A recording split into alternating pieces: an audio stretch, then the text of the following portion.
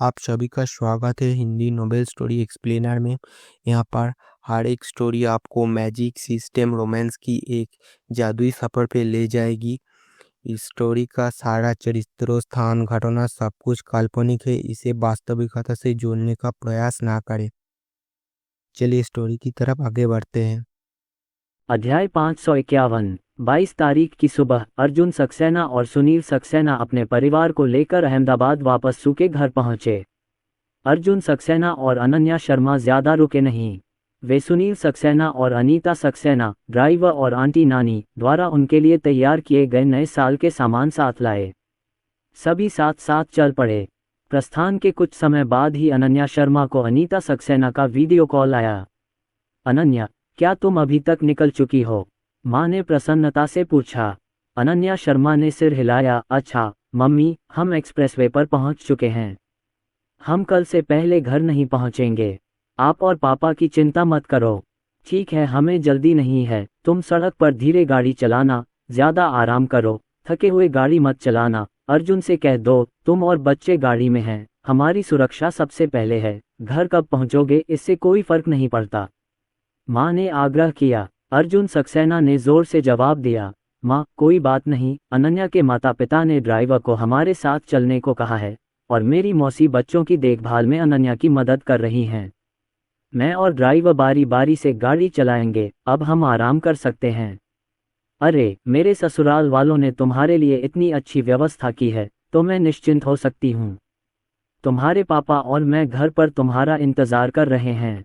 अनीता सक्सेना ज्यादा कुछ नहीं बोलीं।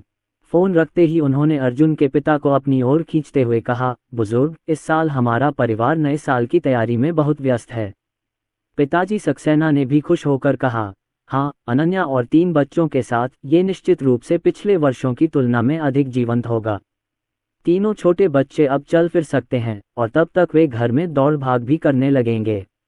अर्जुन, क्या तुम्हें लगता है कि हमें घर को थोड़ा सा व्यवस्थित करना होगा ताकि बच्चों के घर आने पर कोई असुविधा न हो? माँ ने कमरे में रखे विभिन्न फर्नीचर को देखते हुए कहा। पापा सक्सेना ने उस पर नजर डाली और सहमति में सिर हिलाया। हाँ, हमें सफाई करनी ही होगी। छोटे बच्चे गर्मी की छुट्टियों वाले बच्चों से अलग हैं। अब वे चल और रेंग सकते हैं, लेकिन उन्हें हर समय बाड़े में नहीं रखा जा सकता। हमारे लिविंग रूम में ऐसी बहुत सी चीजें हैं। आइए अतिरिक्त फर्नीचर हटा दें और बच्चों के लिए एक बहुत बड़ा गतिविधि स्थान तैयार करें। अनीता सक्सेना ने कहा, ठीक है, तो चलो सामान नीचे रख देते हैं और एक सोफा छोड़ देते हैं। ये सोफा कपड़े का है जिसके कोने सख्त नहीं हैं, इसलिए बच्चों को धक्का नहीं लगेगा। बाकी सब सामान हटा दो और टीवी कैबिनेट नीचे रख दो ताकि लिविंग रूम का बीच वाला हिस्सा खाली रहे। हमारा लिविंग रूम फर्श पर टाइलों से ढका हुआ है। अगर एयर कंडीशनर भी चालू हो तो ज़मीन ठंडी रहेगी और फर्श की टाइलें बहुत सख्त हैं। बच्चे गिरकर चोटिल हो जाएंगे। हम बाद में उस तरह के मोटे कश्मीरी कंबल खरीदेंगे और उन्हें लिविंग रूम में बिछा देंगे। सब कुछ ढका हुआ है और बच्चे अपने जूते उतारकर हॉल में खेल सकते हैं। बुजुर्ग दंपत्ति ने एक दूसरे से एक एक शब्द पर चर्चा की। दोपहर में वे शहर गए और जो कुछ भी उन्हें खरीदना था वह सब खरीद लिया। उन्होंने फैक्ट्री से कुछ लोगों को बुलाया। जैसे ही फर्नीचर हटाया जाता है और कालीन बिछाए जाते हैं, पूरा घर एक पल में बदल जाता है। घर आने वाले बच्चों की खातिर अर्जुन के पिता ने कुछ दिन पहले एक कैबिनेट एयर कंडीशनर खरीदा और उसे लिविंग रूम में रख दिया। 23 तारीख को दोपहर में अर्जुन सक्सेना और बाकी लोग लखनऊ पहुंच गए। इस बार मौसी और ड्राइवर रुके नहीं। डिलीवरी के बाद वे खुद ही अहमदाबाद वापस चले गए। सक्सेना के पिता और माँ उन्हें लेने चौराहे पर गए। तीनों छोटे बच्चे जब अपने दादा दादी को देखते ही गाड़ी में खुशी से झूम उठे। जब समूह घर लौटा तो ऊपर जाते ही उन्हें लगा कि कमरा गर्म है।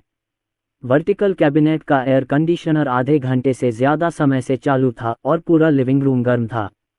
लिविंग रूम देखकर अर्जुन सक्सेना ने हैरानी से पूछा, माँ, हमारा लिविंग रूम ऐसा क्यों है? फर्नीचर कहाँ है? अनीता सक्सेना ने अपने सबसे बड़े पोते को गले लगाया और खुशी से बोली, मेरे पापा और मैंने लोगों से सामान नीचे रखने को कहा है। इस तरह जगह बड़ी हो जाती है।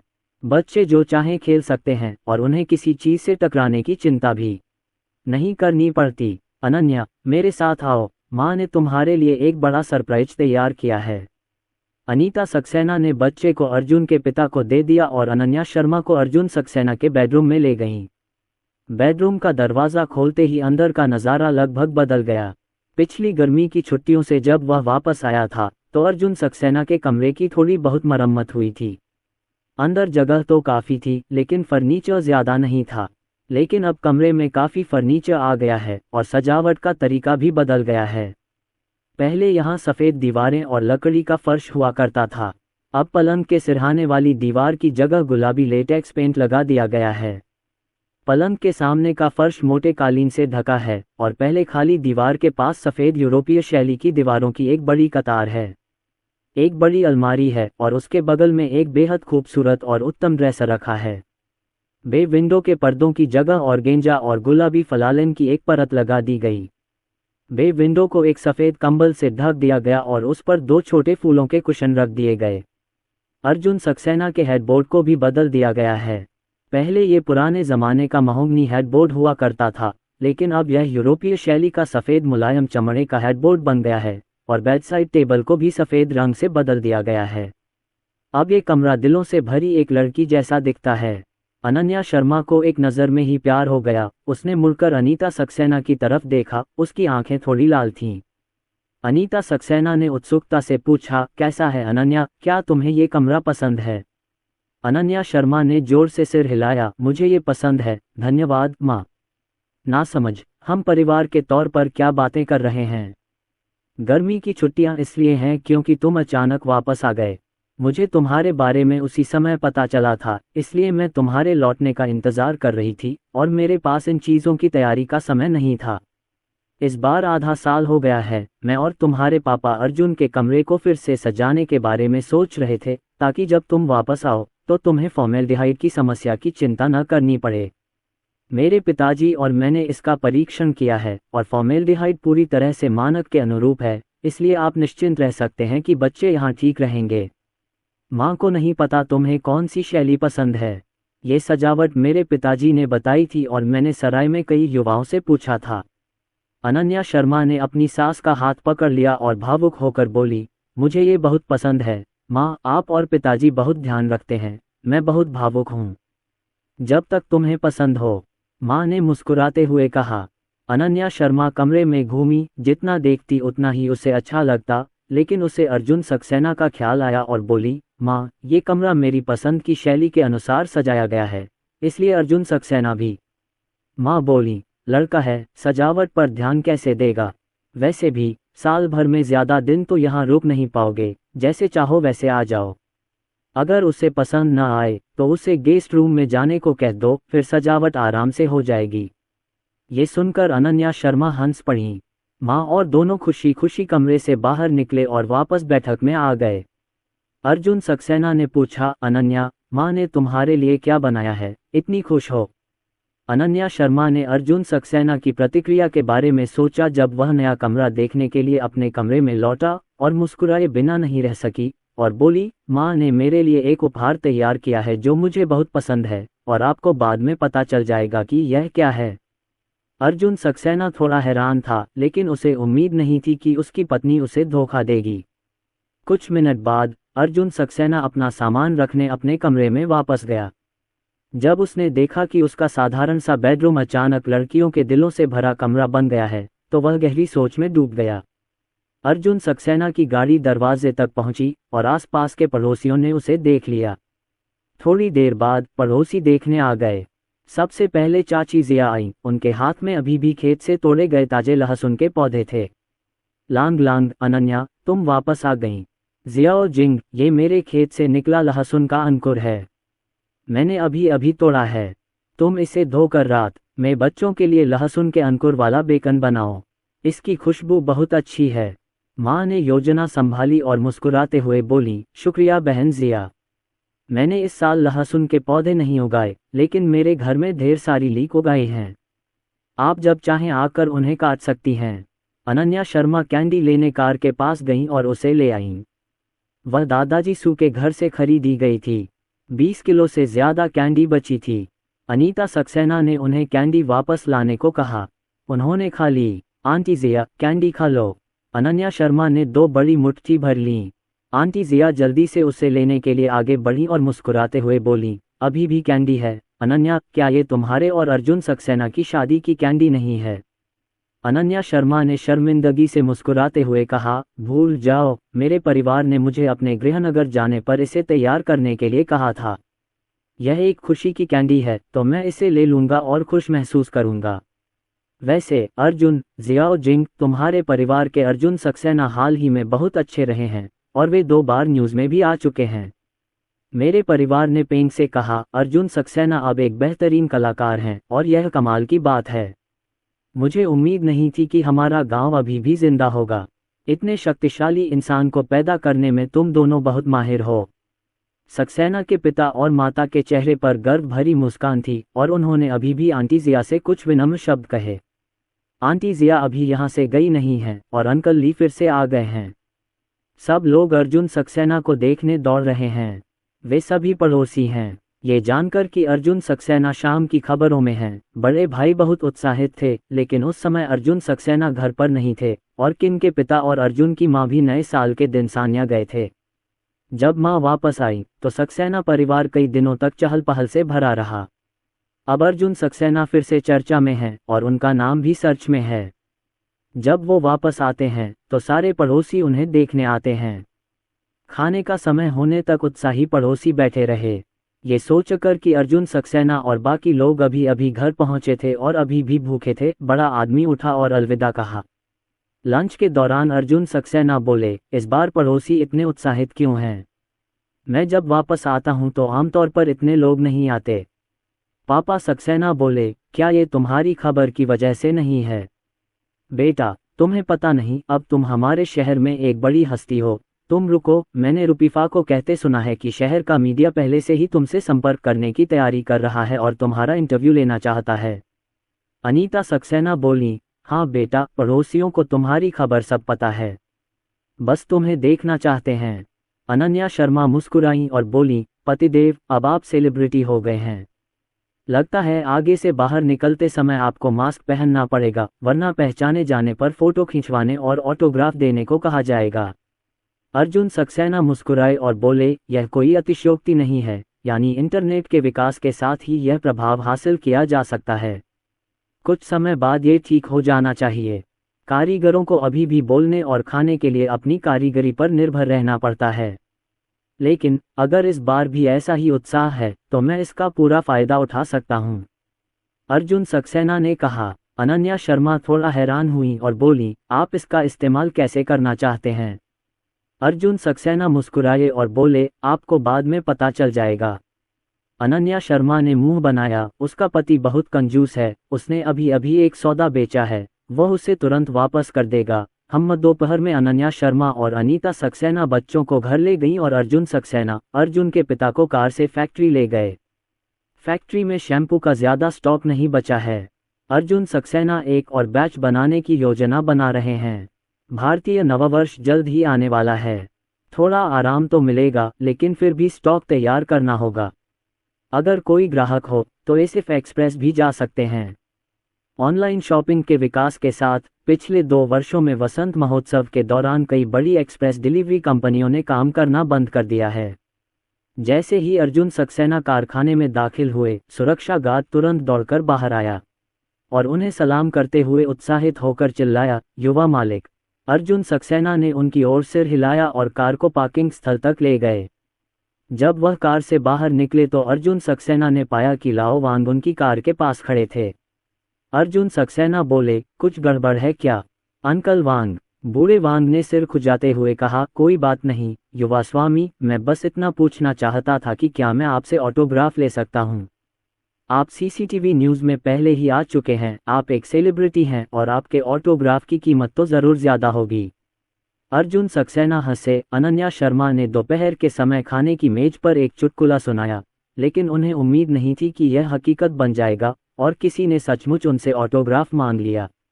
अर्जुन सक्सेना ने कहा, अंकल वांग, मैं कोई स्टार नहीं हूँ, मेरे हस्ताक्षर बहुत उपयोगी नहीं हैं, लेकिन अगर आपको ज़रूरत हो तो मैं आपके लिए एक हस्ताक्षर कर सकता हूँ, लेकिन सफ़ेद कागज़ पर हस्ताक्षर नहीं किए जा सकते। अब वह कई कंपनियों के कानूनी व्यक्ति हैं और वह इस पर यूं ही हस्ताक्षर नहीं कर सकते। बूढ़े वांग ने कुछ देर सोचा और कहा, तो फिर मेरी शर्त पर हस्ताक्षर कर दो। मैं अपने कपड़े नहीं धोऊंगा, उन्हें वापस ले जाओ और अच्छी तरह से संग्रहित करो। अर्जुन सक्सेना ने अपनी सफ़ेद शर्ट पर मार्कर से अपना नाम लिखा और सुरक्षा गार्ड खुशी खुशी वहां से चला गया। अर्जुन सक्सेना और डैड सक्सेना फैक्ट्री में आए। अर्जुन सक्सेना को देखकर सभी मजदूर, खासकर युवा मजदूर, बहुत खुश हुए। उन्होंने अर्जुन सक्सेना को श्रद्धा भरी निगाहों से देखा। उनके लिए अर्जुन सक्सेना जैसे युवा गुरु का अनुसरण करते हुए काम करना एक बड़े सम्मान और उपलब्धि की भावना है। हालांकि वे शैम्पू का काम कर रहे हैं, किनका शैम्पू अर्जुन सक्सेना ने ही विकसित किया था। अर्जुन सक्सेना प्रसिद्ध हैं, अब क्या उन्हें डर है कि उनके शैम्पू को मौका नहीं मिलेगा? अर्जुन सक्सेना कार्यशाला में घूमे और कुछ साहसी युवाओं ने उनसे बात करने की पहल की। युवा गुरु, मैंने आपकी मूर्तियां देखीं। मूर्तियां कितनी सुंदर हैं, कितनी सजीव हैं। युवा मास्टर, आप वाकई कमाल के हैं। आपके टीवी पर आने की वजह से हमारे सुपरवाइजर ने बताया कि इन दिनों हमारी फैक्ट्री में काफ़ी ज़्यादा शैम्पू बिक रहे हैं। नए साल की पूर्व संध्या आने वाली है और इस महीने हमें ज़रूर ढेर सारा बोनस मिलेगा। सभी लोग बहुत उत्साहित हैं। फैक्ट्री में बहुत ज़्यादा बिक्री होती है और सभी को बहुत सारा बोनस मिलता है, इसलिए वे बहुत खुश हैं। अर्जुन सक्सेना ने प्रोत्साहित करते हुए कहा, ठीक है, हर कोई कड़ी मेहनत करता है, हमारा कारखाना निश्चित रूप से बेहतर और बेहतर होगा। युवा स्वामी पर भरोसा रखें। शाओडोन के घर का अनुसरण करें और मांस खाएं। हमारे किन के शैम्पू में आग लगी होगी। अर्जुन सक्सेना कार्यशाला से बाहर आए और पिताजी सक्सेना को नया शैम्पू और हेयर रिस्टोरर तैयार करने के लिए ले गए। क्योंकि वह पापा सक्सेना को यह फॉर्मूला देना चाहता था, अर्जुन सक्सेना ने पापा सक्सेना से कहा कि जब वह शैम्पू 2 बार बनाए तो वे उसे देखें। उसने उसे कुछ और बार देखा और फिर दोबारा कोशिश की। ये सीखना रातों रात नहीं होता। पिताजी सक्सेना अभी कार्यशाला से बाहर आए थे और स्पष्टतः वे वहां के माहौल से बहुत उत्साहित थे। लांग लांग, देखिए कि हमारे कर्मचारी कितने जुनूनी हैं। हर कोई एक साथ मिलकर काम करता है और हमारा कारखाना तेजी से और अच्छी तरह से माल भेजता है। अर्जुन सक्सेना मुस्कुराए और बोले, पिताजी अच्छा प्रबंधन करते हैं। पिताजी सक्सेना ने कहा, नहीं बेटा, यह मुख्य रूप से तुम्हारी वजह से है कि तुम टीवी पर हो और हमारे परिवार के पास शैम्पू के अधिक ऑर्डर हैं। अर्जुन सक्सेना ने ये शब्द सुने और कहा, और भी होगा। पिताजी सक्सेना को अपने बेटे की बात का मतलब समझ नहीं आया। उन्हें लगा कि वह बस यही कह रहा है कि फैक्ट्री और बेहतर होती जाएगी, लेकिन 2 दिन बाद अचानक उन्हें समझ आया कि उनके बेटे का क्या मतलब था। अर्जुन सक्सेना के घर लौटने के अगले दिन शाओशी के आधिकारिक मीडिया ने अर्जुन सक्सेना से संपर्क किया और कहा कि वे अर्जुन सक्सेना का साक्षात्कार करना चाहते हैं। पिछले कुछ दिनों में अर्जुन सक्सेना को कई मीडिया संस्थानों से निमंत्रण मिले हैं। उन्होंने अभी तक आधिकारिक तौर पर कोई एक्सक्लूसिव इंटरव्यू कार्यक्रम नहीं किया है, इसलिए हर कोई सबसे पहले केकड़े खाना चाहता है। मुंबई के मीडिया ने भी पहली बार अर्जुन सक्सेना से संपर्क किया, साथ ही लोंगबुओ के कई जाने माने मीडिया ने भी उनसे संपर्क किया, लेकिन अर्जुन सक्सेना ने मना कर दिया। वह इस लड़ाई को बड़ा नहीं बनाना चाहता था और न ही कोई सेलिब्रिटी बनना चाहता था, वरना उसकी जिंदगी पर इसका असर पड़ना तय था। जैसे वह पहले नहीं चाहता था कि बच्चे बच्चों जैसे हों, वैसे ही वह एक साधारण और सहज जिंदगी चाहता था। लेकिन इस बार लखनऊ मीडिया ने उन्हें बुलाया और अर्जुन सक्सेना मान गए। उनकी मौजूदा लोकप्रियता को देखते हुए इंटरव्यू स्वीकार करना समय की बात है। अगर आप इसे स्वीकार नहीं करते हैं तो आपको और भी निमंत्रण मिलेंगे और सब कहेंगे कि आप जानबूझकर दिखावा कर रहे हैं। शाओशी के लिए मीडिया चुनते समय अर्जुन सक्सेना ने इस बात का ध्यान रखा कि शाओशी उनका गृहनगर है और उन्हें अपनी जड़ों को नहीं भूलना चाहिए। प्रसिद्ध होने के बाद उन्होंने अपने गृहनगर में वैभव और भी बढ़ा दिया। यही वह विचार और जटिलता है जो किसी भी सफल व्यक्ति में होती है। इसके अलावा लखनऊ में मीडिया बड़ा नहीं है और लखनऊ पहले प्रभावित होगा, लेकिन उनका पहला साक्षात्कार निश्चित रूप से पूरे ड्रैगन कंट्री नेटवर्क में फैल जाएगा। लेकिन ये बफरिंग प्रक्रिया, मेरा मानना है कि हर कोई समझ सकता है। अर्जुन सक्सेना इस गर्मी की लहर के कारण अपने जीवन और परिवार के पुनर्मिलन को प्रभावित नहीं करना चाहते थे। अर्जुन सक्सेना ने शाओशी मीडिया के साथ साक्षात्कार के लिए सहमति व्यक्त की और उन्होंने जो स्थान चुना वह किन शैम्पू के कारखाने का कार्यालय था। मीडिया ने दरवाजे से रिकॉर्डिंग शुरू कर दी। समाचारों के दौरान किन की शैम्पू फैक्ट्री का दरवाज़ा चमक रहा था लेकिन अर्जुन सक्सेना के इंटरव्यू के दौरान उनके पीछे खिड़की के बाहर से स्वीकृत काम के कपड़े पहने मजदूर गुजर रहे थे। इस विशेष साक्षात्कार में अर्जुन सक्सेना ने उन सवालों के जवाब दिए जिनके बारे में हाल ही में हर कोई चिंतित था, जिसमें उनके वुडकार्विंग मास्टर कौन थे, 3 हीरोज और लूबो को पूरा करने का समय और प्रेरणा, और सैन किंझाई के बारे में कुछ बातें शामिल थीं। यह विशेष साक्षात्कार लाइव प्रसारण और समाचार रिप्ले का एक माध्यम भी है। लाइव साक्षात्कार सीधे लाइव प्रसारण के रूप में सभी नेटिजन्स के लिए खुला है। लाइव प्रसारण के बाद शाओ मीडिया दोपहर में पांडुलिपि और साक्षात्कार वीडियो तैयार करेगा और फिर इसे विशेष साक्षात्कार कॉलम में प्रसारित करेगा। लाइव प्रसारण कक्ष में अर्जुन सक्सेना के पंखे लगभग भरे हुए थे। लकड़ी पर नक्काशी वाले पंखों के अलावा ढेर सारा फेस पाउडर भी था और कई छोटी बच्चियां भी बैराज में ब्रश करती रहीं। वाह भाई, अर्जुन का हाथ कितना सुंदर है। हाथ से नियंत्रित करने वालों के लिए तो यह वरदान है। निश्चित रूप से लकड़ी पर नक्काशी करने वाले हाथ पर ही उंगलियां हैं। भाई अर्जुन लांग कितने अच्छे लग रहे हैं। आप इसी रूप से अपनी शुरुआत कर सकते हैं। इस तरह आप सितारों में सबसे बेहतरीन मूर्तिकार हैं। यह मूर्तिकार परिवार की सबसे खूबसूरत स्टार पार्टी भी है। आप अच्छे दिखने वाले प्रशंसकों, कृपया संयम बरतें और दूसरों के कामों पर ज्यादा ध्यान दें। ये स्पष्ट है कि मास्टर किन की कारीगरी उनके रूप से ज्यादा उत्कृष्ट है। कोई बात नहीं, भाई अर्जुन की लकड़ी की नक्काशी प्रथम श्रेणी की है और उनकी उपस्थिति प्रथम श्रेणी की है। क्या ये किन की शैम्पू फैक्ट्री है? मैंने अभी दरवाज़ा देखा। वाह, मुझे उम्मीद नहीं थी कि मास्टर किन का इंटरव्यू उनकी अपनी शैम्पू फैक्ट्री में होगा। कुछ प्रशंसकों ने बारीकियों पर ध्यान दिया। इस समय इंटरनेट सनस्पॉट, जो एक अवसर की तलाश में था, ने आखिरकार एक कारण पाया और तुरंत बैराज में एक लैला दी। हे, मुझे तो लगा कि वो वाकई एक अलग थलग कलाकार है। वो कोई लालची व्यापारी नहीं था। सारे इंटरव्यू एक शैम्पू फैक्ट्री में हुए थे और वो तो बस अपने शैम्पू का विज्ञापन करना चाहता था। कौन सा कलाकार शैम्पू बेचेगा? मुझे लगता है अर्जुन सक्सेना अभी बहुत छोटा है। वो इतना अच्छा काम करने वाला नहीं लगता। लकड़ी पर नक्काशी करने वाले सभी कलाकार अनुभवी हैं। अर्जुन सक्सेना को ऐसा नहीं होना चाहिए। मैंने एक कलाकृति खरीदी और उसे बेचने के लिए उसे अपनी कलाकृति बताया। आजकल लोग लाइव प्रसारण पर सामान बेचने के लिए वास्तव में किसी भी तरह की दिनचर्या के साथ आ सकते हैं, इसलिए वे आपको बुद्धिहीन नेटिजन्स को धोखा दे रहे हैं। ये काले प्रशंसक लाइव प्रसारण कक्ष में पागल हैं, लेकिन शायद वे समाप्त हो गए हैं। किन का शैम्पू पहले भी लोकप्रिय रहा है और शैम्पू के कई वफादार प्रशंसक हैं। चुप रहो सनस्पॉट्स, क्या तुमने कभी किन शैम्पू इस्तेमाल किया है? किन शैम्पू और हेयर रिस्टोरर बालों के झड़ने के इलाज में वाकई चमत्कारी हैं, है ना? विज्ञापन की कोई ज़रूरत नहीं, इनकी ताकत तो है ही। कीबोर्डमैन, जल्दी करो और बाहर निकलो, ये देखना कष्टप्रद है। वास्तविकता में आप चुप हैं। इंटरनेट पर आप मुट्ठी से लड़ते हैं और आप दूसरों को नहीं देख सकते हैं, है ना? मैंने किन शैम्पू का इस्तेमाल किया है और इसका असर बहुत अच्छा है। आज जब मैं कारखाने का माहौल देखता हूँ तो मेरा दृढ़ निश्चय और भी बढ़ जाता है। इतनी साफ सुथरी और स्वास्थ्यकर फैक्ट्री में बने शैम्पू की गुणवत्ता अविश्वसनीय है। आप मेरे मुख्य व्यवसाय में जा सकते हैं और बालों के झड़ने के उपचार को रिकॉर्ड कर सकते हैं। किन शैम्पू के साथ मेरा 2 महीने का अनुभव है। तथ्य शब्दों से ज़्यादा जोर से बोलते हैं। स्प्रे तो वाकई किसी भी चीज़ पर स्प्रे कर सकता है। अर्जुन सक्सेना किन के शैम्पू के डेवलपर हैं, ठीक है। अभी सर्दियों की छुट्टियां चल रही हैं और अर्जुन सक्सेना भारतीय नववर्ष मनाने घर जा रहे हैं। इस समय वह अभी भी कारखाने को घूर रहे हैं, जिससे पता चलता है कि वह अपने कर्तव्यों के प्रति जिम्मेदार हैं। यानी अगर अर्जुन सक्सेना सचमुच नौटंकी करना चाहते थे तो उन्होंने शाओशी मीडिया का इंटरव्यू क्यों स्वीकार किया? मुझे स्थानीय न्यूज़ मीडिया में लाइव प्रसारण के लिए जगह ही नहीं मिली। उन्होंने मौके का फ़ायदा उठाने के बारे में सोचा ही नहीं, बस अपने शहर लौट गए। ऊर्जा लाइव प्रसारण कक्ष में बहुत सारे बुद्धिमान प्रशंसक हैं और आयोजक के नियंत्रण के साथ नकारात्मक आवाज़ें अभी जल्दी से गायब हो गईं।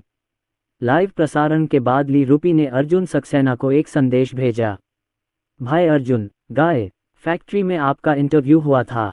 सिर्फ 40 मिनट में ही शैम्पू के ऑनलाइन ऑर्डर में 50,000 सेट की बढ़ोतरी हो गई। अर्जुन सक्सेना ने सिर झुकाकर मुस्कुराते हुए कहा, ये तो बस शुरुआत है। किन शैम्पू की पहली खेप बिके 3 महीने से ज़्यादा हो गए हैं। शैम्पू और हेयर रिस्टोरर के इस्तेमाल के चक्र के हिसाब से पहला सेट खत्म हो चुका है। जिन लोगों ने इसका इस्तेमाल किया है वे जल्द ही दूसरा सेट खरीद लेंगे। इस लाइव प्रसारण द्वारा लाए गए पुनर्खरीद और नए उपयोगकर्ताओं का भाग्य इस वसंत महोत्सव में किनके शैम्पू के विस्फोट का कारण बनेगा। कारखाने से शैम्पू के ऑर्डर लगातार बढ़ रहे हैं। एक ही रात में ऑनलाइन स्टोर ने 1 लाख सेट बेच दिए। टिप्पणियों में कई फॉलो अप टिप्पणियां हैं जिनमें कहा गया है कि शैम्पू इस्तेमाल करने के बाद असर अच्छा है और मैं दूसरा सेट खरीदना चाहता हूं। शेयरचैट पर कई लोगों ने लोकप्रियता हासिल करने के लिए किन के शैम्पू के उपयोग का तुलनात्मक वीडियो भी पोस्ट किया। श्रृंखलाबद्ध प्रतिक्रियाओं की इस लहर ने एक बार फिर किन के शैम्पू को हॉट सर्च लिस्ट में धकेल दिया है। हालांकि यह अभी भी हॉट सर्च लिस्ट में सबसे नीचे है, इस बार हॉट सर्च पिछली बार से बेहतर परिणाम लेकर आया है। ऑनलाइन स्टोर द्वारा दिए गए ऑर्डर के आंकड़ों और संख्या को देखा जा सकता है। ये परिणाम देखकर अर्जुन के पिता ने अनीता सक्सेना से और अधिक स्नैक्स तलने को कहा और खुशी खुशी अपने बेटे को शाम को साथ में शराब पीने और जश्न मनाने के लिए ले गए। बेटा, चलो आज हम अपनी फैक्ट्री द्वारा एक दिन में 1,30,000 शैम्पू सेट बेचने की खुशी में खूब शराब पीते हैं। पापा सक्सेना शराब लाए हैं। अनीता सक्सेना ने उसे घूरते हुए कहा, बूढ़ेकिन, मैंने तुम्हें कम पीने को कहा था ना। तुम खुद भी पी सकते हो और अपने बेटे को भी पिला सकते हो। बेटा रात में अनन्या के साथ 3 बच्चों को सुला देगा। पापा सक्सेना ने अपनी बहू की तरफ देखा और मुस्कुराते हुए बोले, अनन्या, अर्जुन सक्सेना और मैं आज रात ड्रिंक करेंगे। मुझे बहुत खुशी है कि इतने सारे शैम्पू बिक गए। अनन्या शर्मा मुस्कुराए और बोली, पापा, तो अर्जुन सक्सेना को भी 2 ड्रिंक्स के लिए साथ ले चलो। अरे ठीक है बीवी, देखो मेरी बहू मान गई। चलो अर्जुन, आज अच्छी ड्रिंक करते हैं। अनीता सक्सेना ने गर्मागर्म बर्तन मेज पर रखते हुए कहा, बहू मानती है कि कम पीना चाहिए और अपने बेटे के साथ खुश रह सकती हो। ज्यादा से ज्यादा 2 गिलास वाइन। पापा सक्सेना बोले, ठीक है, तो 2 कप। कुछ न होने से कुछ होना बेहतर है न? लांग लांग, पापा इस साल बहुत खुश हैं। पिछले कुछ सालों से परिवार कर्ज में डूबा हुआ था। मैं दिल से बहुत परेशान था। इस साल आखिरकार कर्ज चुका दिया गया। आप अपनी बहू और बच्चों के साथ वापस आ गए। दिल से मैं खुश तो हूँ, लेकिन साथ ही चिंतित भी हूँ। मुझे डर है कि आप नौजवानों पर बहुत दबाव होगा और हमारे बुजुर्ग दंपत्ति मदद नहीं कर पाएंगे। लेकिन अब सब बेहतर है। कारखाने का कारोबार लगातार बेहतर होता जा रहा है। हालांकि इसका श्रेय मुझे नहीं है, लेकिन मेरे बुजुर्ग इसे संभालने में आपकी मदद कर सकते हैं और इसे आपके लिए एक योगदान माना जा सकता है। लांग लांग, जब से मैंने फैक्ट्री की जिम्मेदारी संभाली है, मैं दिन ब दिन सचमुच खुश होता जा रहा हूँ। मुझे ऐसा लग रहा है जैसे मैं बचपन में वापस आ गया हूँ। हर दिन जब मैं आंखें खोलता हूँ तो मैं ऊर्जा से भरपूर होता हूँ। अब जब फैक्ट्री इतनी अच्छी चल रही है तो मेरा दिल और भी ज्यादा खुश है। उत्साहित पिताजी सक्सेना ने अपने आप ही बहुत कुछ कह दिया और हर शब्द उत्साह से भरा हुआ था। अर्जुन सक्सेना जानते हैं कि उनके पिता कैसा महसूस करते हैं। परिवार के दिवालिया होने के बाद से उनके पिता बहुत उदास हैं। वे और उनकी मां इस नए स्टेशन को चलाने के लिए लखनऊ लौट आए। हर साल वे अपने कर्ज चुकाने के बारे में सोचते हैं और बहुत ही किफ़ायती तरीके से गुजारा करते हैं। इस साल शैम्पू की फैक्ट्री शुरू होने से किन के पिता और अर्जुन की मां में व्यवसाय शुरू करने का जुनून फिर से जाग उठा है। हर दिन घर के दोनों तरफ से फैक्ट्री चलती है और ऑर्डर में लगातार बढ़ोतरी देखकर बुजुर्ग दंपत्ति संतुष्टि से भर जाते हैं। अर्जुन सक्सेना ने पापा सक्सेना से गिलास टकराते हुए कहा, पापा, आप और मम्मी हमेशा से शैम्पू का काम संभालते आए हैं। आगे जब आप शैम्पू बनाना सीख जाएंगे तो मैं आपको इस फैक्ट्री की पूरी जिम्मेदारी दे दूंगा। जब डैड सक्सेना ने ये सुना तो उनकी आंखें तुरंत खुशी से भर गईं और उनके बगल में बैठी मॉमकिन भी वैसी ही थीं। डैड सक्सेना ने अपने बेटे का हाथ थाम लिया और कहा, लैंग लैंग, चिंता मत करो, तुम्हारे डैड और मैं फैक्ट्री को लेकर निश्चित रूप से आशावादी रहेंगे। बूढ़े लोग ऐसे ही होते हैं। अर्जुन सक्सेना के पास अब पैसा है। वह सक्सेना माता पिता को घर पर पूरी तरह से सुखी रहने दे सकता है या उन्हें मुंबई ले जाकर रहने दे सकता है, लेकिन ये जीवन उनके लिए सबसे अच्छा और सुखी नहीं है। चाहे लोगों की उम्र कुछ भी हो, एक बार जब वे जीवन में अपना मूल्य खो देते हैं तो उनके जीवन में कोई अर्थ नहीं रह जाता। आनंद लेने से अधिक महत्वपूर्ण है मान्यता प्राप्त होना। सक्सेना के पिता और मां अर्जुन सक्सेना की फैक्ट्री चलाने में मदद करते हैं। यह अर्जुन सक्सेना द्वारा अपने माता पिता की योग्यता की पहचान है। शैम्पू का कारोबार लगातार बेहतर होता जा रहा है। यह उनकी योग्यता की सबकी पहचान है। भविष्य में जब शैम्पू के ऑर्डर स्थिर हो जाएंगे तो सक्सेना माता पिता को अभी की तरह व्यस्त नहीं रहना पड़ेगा। जब उन्हें मुंबई जाना होगा तो वे जाएंगे, लेकिन उनके पास फैक्ट्री का काम भी है और उनका जीवन ज्यादा सार्थक होगा। पलक झपकते ही 12वें चंद्रमास का 25वां दिन आ गया। आज ज़ियाओनियान है। रिवाज के अनुसार ज़ियाओनियान आमतौर पर अपनी पत्नी के माता पिता के घर वापस जाता है, लेकिन अहमदाबाद बहुत दूर है और वे अभी अभी वहां से आए हैं, इसलिए अर्जुन सक्सेना और अनन्या शर्मा ज़ियाओनियान के लिए घर पर ही रुके। किनमेई और किनरू दोनों विवाहित बेटियां हैं। अब सक्सेना परिवार के बूढ़े और बुढ़िया चले गए हैं, लेकिन परिवार में अभी भी एक छोटा भाई किनरूपी है। हर साल वे फिर से मिलने आते हैं। सुबह सुबह रिश्तेदार एक एक करके आते रहे। किनमेई और किनरू ने अनीता सक्सेना को दोपहर का खाना बनाने में मदद की। अर्जुन सक्सेना के चचेरे भाई अर्जुन सक्सेना और अनन्या शर्मा को तंग करते रहे और तीनों बच्चों के साथ ही रहे। पहले तो माहौल बहुत अच्छा था, लेकिन इसी बीच एक बिन बुलाया मेहमान आ गया। नंदिनी सक्सेना का 3 सदस्यीय परिवार कुछ लेकर दरवाजे पर आया। जब पिताजी सक्सेना ने नंदिनी सक्सेना को देखा तो उनकी भौहें तुरंत सिकुड़ गईं। उसने दरवाज़ा बंद कर दिया और बोला, तुम यहाँ क्या कर रहे हो? तुम्हारा यहाँ स्वागत नहीं है। नंदिनी सक्सेना बोली, ज़ियाओयुआन, तुम क्या कह रही हो? ये साल छोटा साल है। हम कहाँ जा रहे हैं? मुझे परवाह है तुम कहाँ जाते हो। पापा सक्सेना बोले, हमने अपना रिश्ता तोड़ दिया है। आज जैसे दिन तुम मेरे घर मत आना।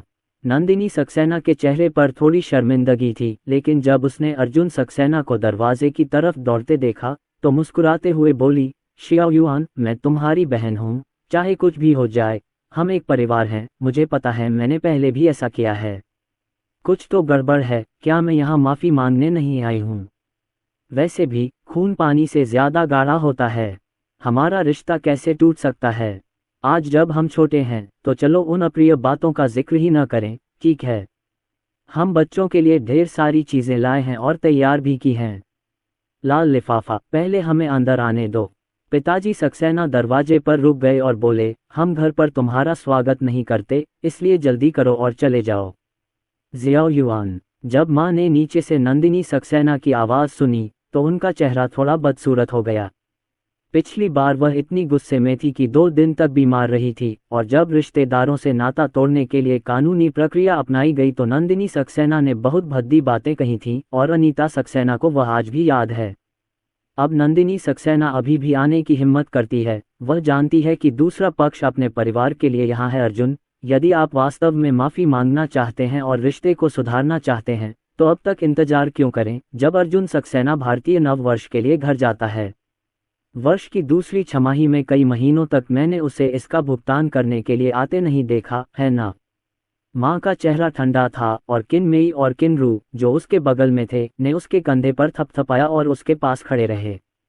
नाराज मत हो, इस बार ज़ियाओयुआन संभाल लेगा, तुम्हें उस पर भरोसा रखना होगा, किनमेई ने कहा। नीचे पापा सक्सेना ने फ़ोन उठाया और बोले, नंदिनी सक्सेना, अब हमारा कानून से कोई लेना देना नहीं है। अगर तुम नहीं जाओगी तो मैं पुलिस को फ़ोन करूंगा और पुलिस आकर तुम्हें ले जाएगी। ये कहते हुए अर्जुन के पिता ने पुलिस को फ़ोन करना चाहा, लेकिन नंदिनी सक्सेना को पहले तो यकीन नहीं हुआ, लेकिन अर्जुन के पिता ने उनके सामने ही 110 नंबर पर फ़ोन कर दिया। नंदिनी सक्सेना ने ये देख लिया और अपने पति और बेटे के साथ भाग गई। पिता किन ने दरवाज़ा कसकर बंद कर दिया, घूमकर घर में वापस चले गए। किनमेई ने कहा, देखो ज़ियाओजिंग, मैंने कहा था कि ज़ियाओयुआन इसे संभाल लेगी। नंदिनी सक्सेना पर गुस्सा करने लायक नहीं है। आज अच्छा दिन है, चलो उसके लिए बुरा मत मानो। जब पापा सक्सेना ने नंदिनी सक्सेना से रिश्ता तोड़ने का प्रस्ताव रखा तो उन्होंने किनमेई और किनरू को भी यही बताया कि वे भाई बहन हैं। इस तरह की बातों पर बात होनी ही चाहिए। किनमेई और किनरू पहले तो आश्चर्यचकित हुए, लेकिन नंदिनी सक्सेना ने जो किया था उसके बारे में सोचकर उन्होंने भी किनरूपी का समर्थन करने का फैसला किया। ऐसा नहीं है कि नंदिनी सक्सेना ने पिछले कुछ वर्षों में उन्हें परेशान नहीं किया है, लेकिन वे सभी साधारण परिवार हैं और उनके पास नंदिनी सक्सेना के लिए इतने सारे फायदे नहीं हैं इसलिए उनके बीच इतने संघर्ष नहीं हैं, लेकिन वे सभी जानते हैं कि नंदिनी सक्सेना कौन है। अर्जुन के पिता दूसरी मंजिल पर लौटे। अनीता सक्सेना रसोई से बाहर आई और उन्हें पानी का गिलास दिया। दोनों ने एक दूसरे की तरफ देखा तो अनीता सक्सेना हल्के से मुस्कुरा दी। इतने सालों के बाद आखिरकार नंदिनी सक्सेना के प्रति उनके पति का रवैया सख्त हो गया है। नए साल की चहल पहल भरी शाम के बाद नए साल की पूर्व संध्या लगभग आ ही गई है। 12वें चंद्र मास की 27 तारीख को लखनऊ में एक बड़ा बाजार लगता है। ये हर साल इसी दिन लगता है। आप नए साल का सामान खरीदने के लिए बाजार जा सकते हैं। बड़े बाजार में लगभग हर चीज़ मिलती है। अनन्या शर्मा इससे पहले कभी किसी शो में नहीं गई थीं और जब उन्होंने इसके बारे में सुना तो वह इसके लिए बहुत उत्सुक थीं। अपनी बहू की आंखों में चमक देखकर अनीता सक्सेना बोलीं, लंगलांग दाजी के यहाँ बहुत लोग दौड़ रहे हैं। इस साल तुम्हारे पापा और मैं वहाँ नहीं जाएंगे। तुम अनन्या को नए साल का सामान खरीदने ले जाओ और हमारा बुजुर्ग दंपत्ति घर पर ही इसका आनंद ले सकते हैं। मज़े करो और बच्चों की देखभाल में तुम्हारी मदद करो। अर्जुन सक्सेना ने सिर हिलाया और कहा, ठीक है, तो मैं और अनन्या नए साल का सामान खरीदने चलेंगे। अगली सुबह अनन्या शर्मा ने खुशी खुशी अपने कपड़े बदले और अर्जुन सक्सेना के साथ बाहर जाने की योजना बनाई। अर्जुन सक्सेना ने उसे ऊपर से नीचे तक देखा, फिर उसके लिए एक स्कार्फ और टोपी ले आए। अनन्या शर्मा ने कहा, मुझे ठंड नहीं लग रही है। अर्जुन सक्सेना ने उसे टोपी पहनाने में मदद की और दुपट्टा बांधा। अगर ठंड नहीं है तो पहनना ही पड़ेगा। टोपी साफ पहचान में आ रही है। मुझे डर है कि हम बाद में अलग हो जाएंगे। मुझे नहीं लगता कि किसी को अपने सिर के ऊपर ढूंढना मुश्किल है। अनन्या शर्मा ने जब ये सुना तो मुस्कुराते हुए पूछा, अर्जुन सक्सेना, क्या बाजार जाना वाकई इतना अतिशयोक्तिपूर्ण है? अर्जुन सक्सेना ने सिर हिलाया, वाह, वहाँ बहुत सारे लोग हैं। दरअसल मैं 2 साल से वहाँ नहीं गया हूँ। मैं हाई स्कूल के तीसरे साल से पहले वहाँ गया था। उस समय मैं और मेरे माता पिता रास्ता भटक गए थे और मैं अकेला ही दरवाजे पर वापस आ गया और ठंडी हवा में इंतज़ार करने लगा। वहाँ 2 घंटे से ज़्यादा का समय हो गया था। इतनी देर। माता पिता ने तुम्हें खोया हुआ पाया तो क्या उन्हें तुरंत तुम्हें ढूंढना नहीं चाहिए था?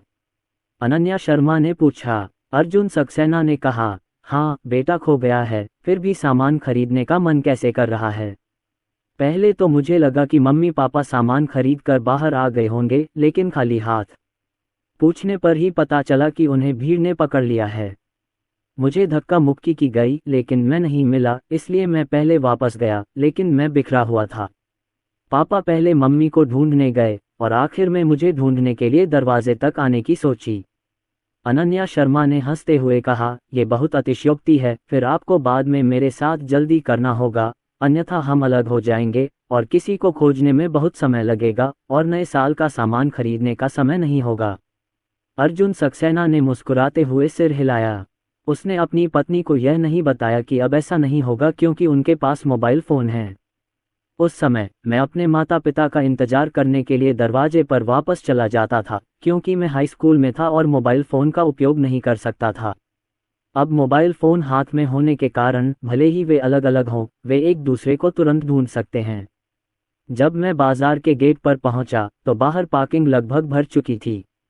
अर्जुन सक्सेना के सामने अभी भी कुछ गाड़ियां खड़ी थीं। पूर्वी कोने पर पार्किंग की जगह थी, लेकिन स्थिति कार्ड बहुत अच्छा नहीं है। दोनों तरफ की कारों के बीच का अंतर बहुत छोटा है। बगल में प्रवेश करना बहुत मुश्किल है। कई कारें वहां से गुजरते समय रुक गईं, फिर हार मान लीं। अर्जुन सक्सेना के आगे एक कार थी और उसकी लंबाई अर्जुन सक्सेना की कार से छोटी थी। उसने कई बार कोशिश की और उसके माथे पर पसीना आ गया। ये देखकर कि उसके पीछे 7-8 कारें कतार में खड़ी थीं, उसे हार मानकर गाड़ी चलानी पड़ी। इससे पहले कि वह आगे बढ़ता, उसने देखा कि उसके पीछे 7 सीटों वाली डेबिन बिजनेस कार वास्तव में कार को छोटे पार्किंग स्थान के करीब लाने की कोशिश कर रही थी। ड्राइवर ने घुर्राते हुए कहा, क्या सोच रहे हो? मैं तो इस गाड़ी में पार्क भी नहीं कर सकता और बिजनेस तो और भी नामुमकिन है। नौजवानों में बहुत ज़्यादा आत्मविश्वास होता है। ड्राइवर मुस्कुराया और अपना सिर हिलाया, लेकिन जब उसने रियरव्यू मिरर में देखा तो उसने पाया कि अर्जुन सक्सेना ने कार सीधे पार्क कर दी थी। आगे वाली कार का ड्राइवर दंग रह गया। उसने पीछे वाले हॉर्न की आवाज़ को अनदेखा करते हुए कार की आवाज़ सुनी और खुद उसे देखने के लिए दौड़ा। अर्जुन सक्सेना की कार खड़ी थी और आगे पीछे वाली कार के बीच की दूरी मात्र 10 सेंटीमीटर थी। ड्राइवर ने अर्जुन सक्सेना को अंगूठा दिखाया और शाओशी की बोली में कहा, गाय युवक, आपके पक्ष कौशल बहुत अच्छे हैं। मैंने अभी अभी कई बार गाड़ी पार्क नहीं की है। आपकी गाड़ी इतनी बड़ी है कि आप 3 ही बार में अंदर घुस गए। पीछे वाली कार के ड्राइवर ने पहले तो हॉर्न बजाया, लेकिन जब उसने अर्जुन सक्सेना की पार्किंग तकनीक देखी तो वह देखने के लिए नीचे दौड़ा। ड्राइवरों की नज़र में उनका अपना कौशल सर्वश्रेष्ठ होता है और सड़क पर अन्य लोग भी उनके जितने अच्छे नहीं होते, लेकिन अर्जुन सक्सेना के पार्किंग कौशल के वे कायल हैं। अर्जुन सक्सेना ने एक विस्मयकारी स्वर में अनन्या शर्मा का हाथ पकड़कर बाजार में ले गए और वहां खड़ी दर्जन भर कारों को पीछे छोड़कर पार्किंग की जगह की तलाश जारी रखी। अभी सुबह के केवल 8:30 बजे थे, लेकिन बाजार में पहले से ही चहल पहल थी और बहुत से लोग अपने परिवारों के साथ बाजार में आए थे। कुछ स्थानीय लोग हैं, बच्चों की छुट्टियां होती हैं और वे अपने बच्चों को बाजार ले जाते हैं, परिवार के लिए नए साल का सामान खरीदते हैं और बच्चों के लिए नए साल के लिए कुछ नए कपड़े भी खरीदते हैं। कुछ लोग भारतीय नववर्ष मनाने के लिए दूसरी जगहों पर काम करते हैं और घर जाते हैं। साल भर काम करने के बाद वे बाजार में आकर ढेर सारा भारतीय नववर्ष का सामान खरीदते हैं और अपने शहर के माहौल का आनंद लेते हैं। अनन्या शर्मा पहली बार बड़े मेले में शामिल हुई थी और अपनी आंखों में थोड़ा उत्साह लिए सामने खड़ी भीड़ को देख रही थी। उसने अर्जुन सक्सेना का हाथ मजबूती से पकड़ लिया और बाजार के प्रवेश द्वार पर अपने पंजों के बल खड़ी होकर अंदर देखने लगी। अर्जुन सक्सेना, यहाँ बहुत सारे लोग हैं, आपको मुझे कसकर पकड़ना होगा, अन्यथा हम भीड़ में बिखर जाएंगे। अर्जुन सक्सेना ने उसकी उंगलियां आपस में मिलाते हुए कहा, ठीक है, चलो नए साल के सामान की खरीदारी करने चलें। इस बड़े कलेक्शन में हर तरह की चीज़ें हैं और नए साल के सामान के लिए और भी स्टॉल हैं। अनन्या शर्मा और अर्जुन सक्सेना एक स्टॉल पर खड़े हैं जहां दोहे और आशीर्वाद पात्र मिल रहे हैं। पिताजी सक्सेना ने यही विशेष निर्देश दिया था। उन्हें डर था कि युवा लोग इसे याद नहीं रखेंगे, इसलिए उन्हें नए दोहे वापस लाने होंगे और कुछ और आशीर्वाद खरीद कर ऊपर चिपकाने होंगे। दोहे कई प्रकार के होते हैं और ये सभी नए साल के लिए उपयुक्त उत्सवी दोहे होते हैं। सब कुछ अच्छा और शुभ होता है और हर परिवार हमेशा खुश और स्वस्थ रहता है। परिवार समृद्ध है, लोग समृद्ध हैं, व्यापार समृद्ध है, धन समृद्ध है और भाग्य समृद्ध है। भारतीय नववर्ष के स्वागत में सब कुछ ठीक चल रहा है और हम होनफू के साथ कदम दर कदम आगे बढ़ते रहेंगे। बहुत सारे, हमें कौन सा चुनना चाहिए? अनन्या शर्मा ने पूछा। अर्जुन सक्सेना ने अपने पास रखे ब्रश और लाल कागज पर नजर डाली और कहा, अनन्या, क्या तुम ब्रश से लिख सकती हो? अनन्या शर्मा डिजाइन करना जानती हैं। पिछली बार जब उन्होंने सैन किंझाई के लिए एक इवेंट पोस्टर बनाया था तो अर्जुन सक्सेना ने देखा कि उस पर 2 पंक्तियों में बहुत ही खूबसूरती से अक्षर लिखे हुए थे। उन्होंने अनन्या शर्मा से पूछा कि इसका फॉन्ट क्या है। अनन्या शर्मा ने बताया कि उन्होंने इसे खुद लिखा और स्कैन किया है। अनन्या शर्मा ने सिर हिलाया और कहा, मैंने बचपन में सुलेख सीखा था। अर्जुन सक्सेना ने कहा, तो फिर हम खुद ही एक दोहा लिख लें। खुद लिखो। खैर, नए साल का दोहा हमारे लिए खुद लिखना ज्यादा सार्थक है। अनन्या शर्मा ने कहा। अर्जुन सक्सेना ने बॉस से पूछा, बॉस, क्या मैं यहाँ खुद दोहे लिख सकता हूँ? बॉस ने कहा, युवक, ये वो औजार है जिससे मैं दोहे लिखूंगा, तुम्हारे लिए नहीं। क्या तुम खुद लिखना चाहते हो? खैर, हम इसे खुद लिखना चाहते हैं, है ना? अर्जुन सक्सेना ने पूछा। जब स्टॉल वाले ने सुना कि उनका लहजा स्थानीय है और वे एक युवा जोड़ा है तो उसने कहा, ठीक है, तो आप खुद लिख सकते हैं, लेकिन चाहे जो भी लिखा हो, आपको ये दोहा जरूर खरीदना होगा और इसकी कीमत भी यहाँ के दोहे जितनी ही है। एक दाम, छोटे के 10 जोड़े, बड़े के 20 जोड़े, आशीर्वाद भेजिए। अनन्या शर्मा ने ये सुना और कहा, बॉस, ये सस्ता है, 15 लाइनें। बॉस ने कहा, लड़की, हम इस वसंत महोत्सव के दोहे से कोई पैसा नहीं कमाते हैं, लेकिन हमने खुद लिखा है, बॉस, आपको तो सस्ता पड़ेगा। अनन्या शर्मा ने कहा, ठीक है, तो तुम खुद लिख सकते हो। अच्छा लिखोगे तो 15 देंगे, बुरा लिखोगे तो 20 देंगे। ठीक है, तो फिर बड़े लोगों को दिखा दो। ठीक है, बात हो गई, अनन्या शर्मा ने आत्मविश्वास से कहा। अनन्या शर्मा बूथ के पीछे गईं, ब्रश उठाया और लिखने की मुद्रा में आ गईं। जो लोग दोहे खरीदना चाहते थे वे रुककर देखने लगे कि उस छोटी लड़की ने क्या लिखा है।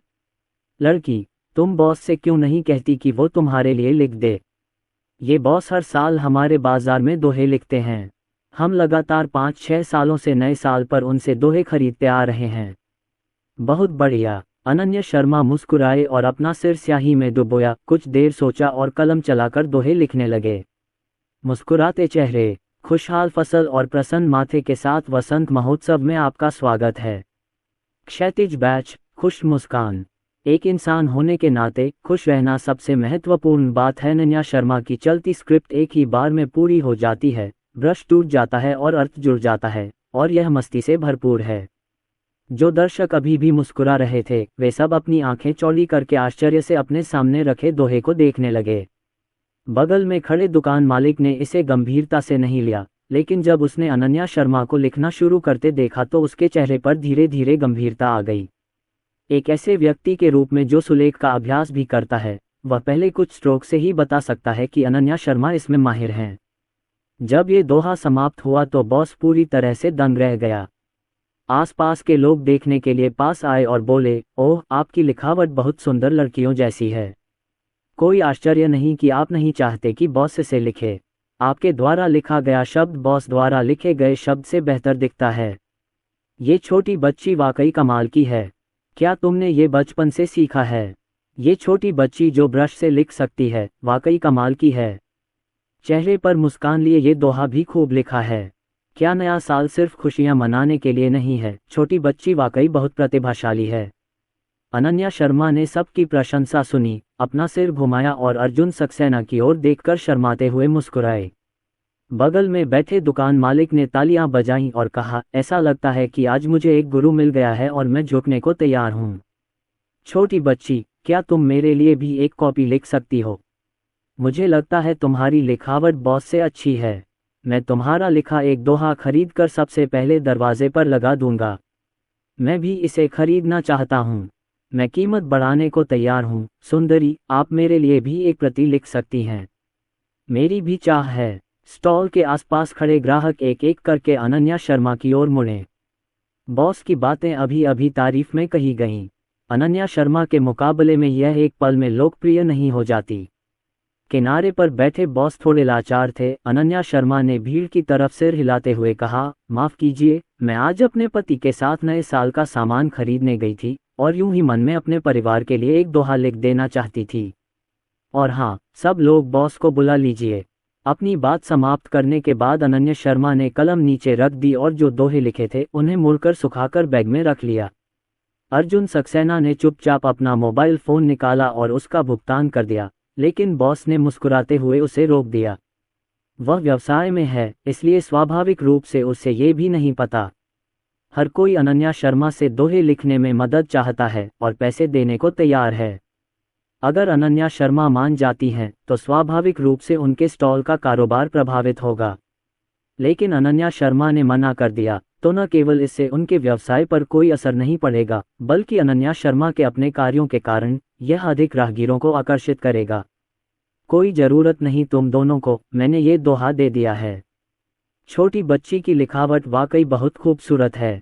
इतने खूबसूरत शब्दों के साथ यह न सिर्फ छूट है बल्कि मुफ्त ऑर्डर भी है। मैं तुम्हें 2 और आशीर्वाद भेजूंगा। बॉस ने सामान पैक करने में उनकी मदद की। अनन्या शर्मा ने उसके हाथ में रखे बैग को देखा, बूथ की तरफ देखा और अर्जुन सक्सेना से कहा, अर्जुन सक्सेना, क्या हम अब भी लाल लिफाफे खरीदना चाहते हैं? आपके तीनों बच्चों को लाल लिफाफे मिलना बहुत पसंद है। हमें उन्हें नए साल पर लाल लिफाफे देने चाहिए, है ना? अर्जुन सक्सेना ने सिर हिलाया और कहा, ठीक है, मैं ज़रूर दूंगा और मेरे माता पिता भी देंगे।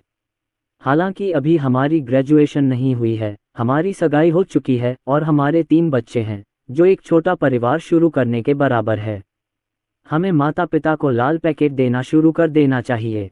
अनन्या शर्मा ने सहमति जताते हुए उंगलियों से गिनती की। इस स्थिति में शिशुओं के लिए 3 लाल लिफाफे और माता पिता के लिए 2, हम में से प्रत्येक को 5 लाल लिफाफे खरीदने होंगे और कुल 10 पर्याप्त होंगे।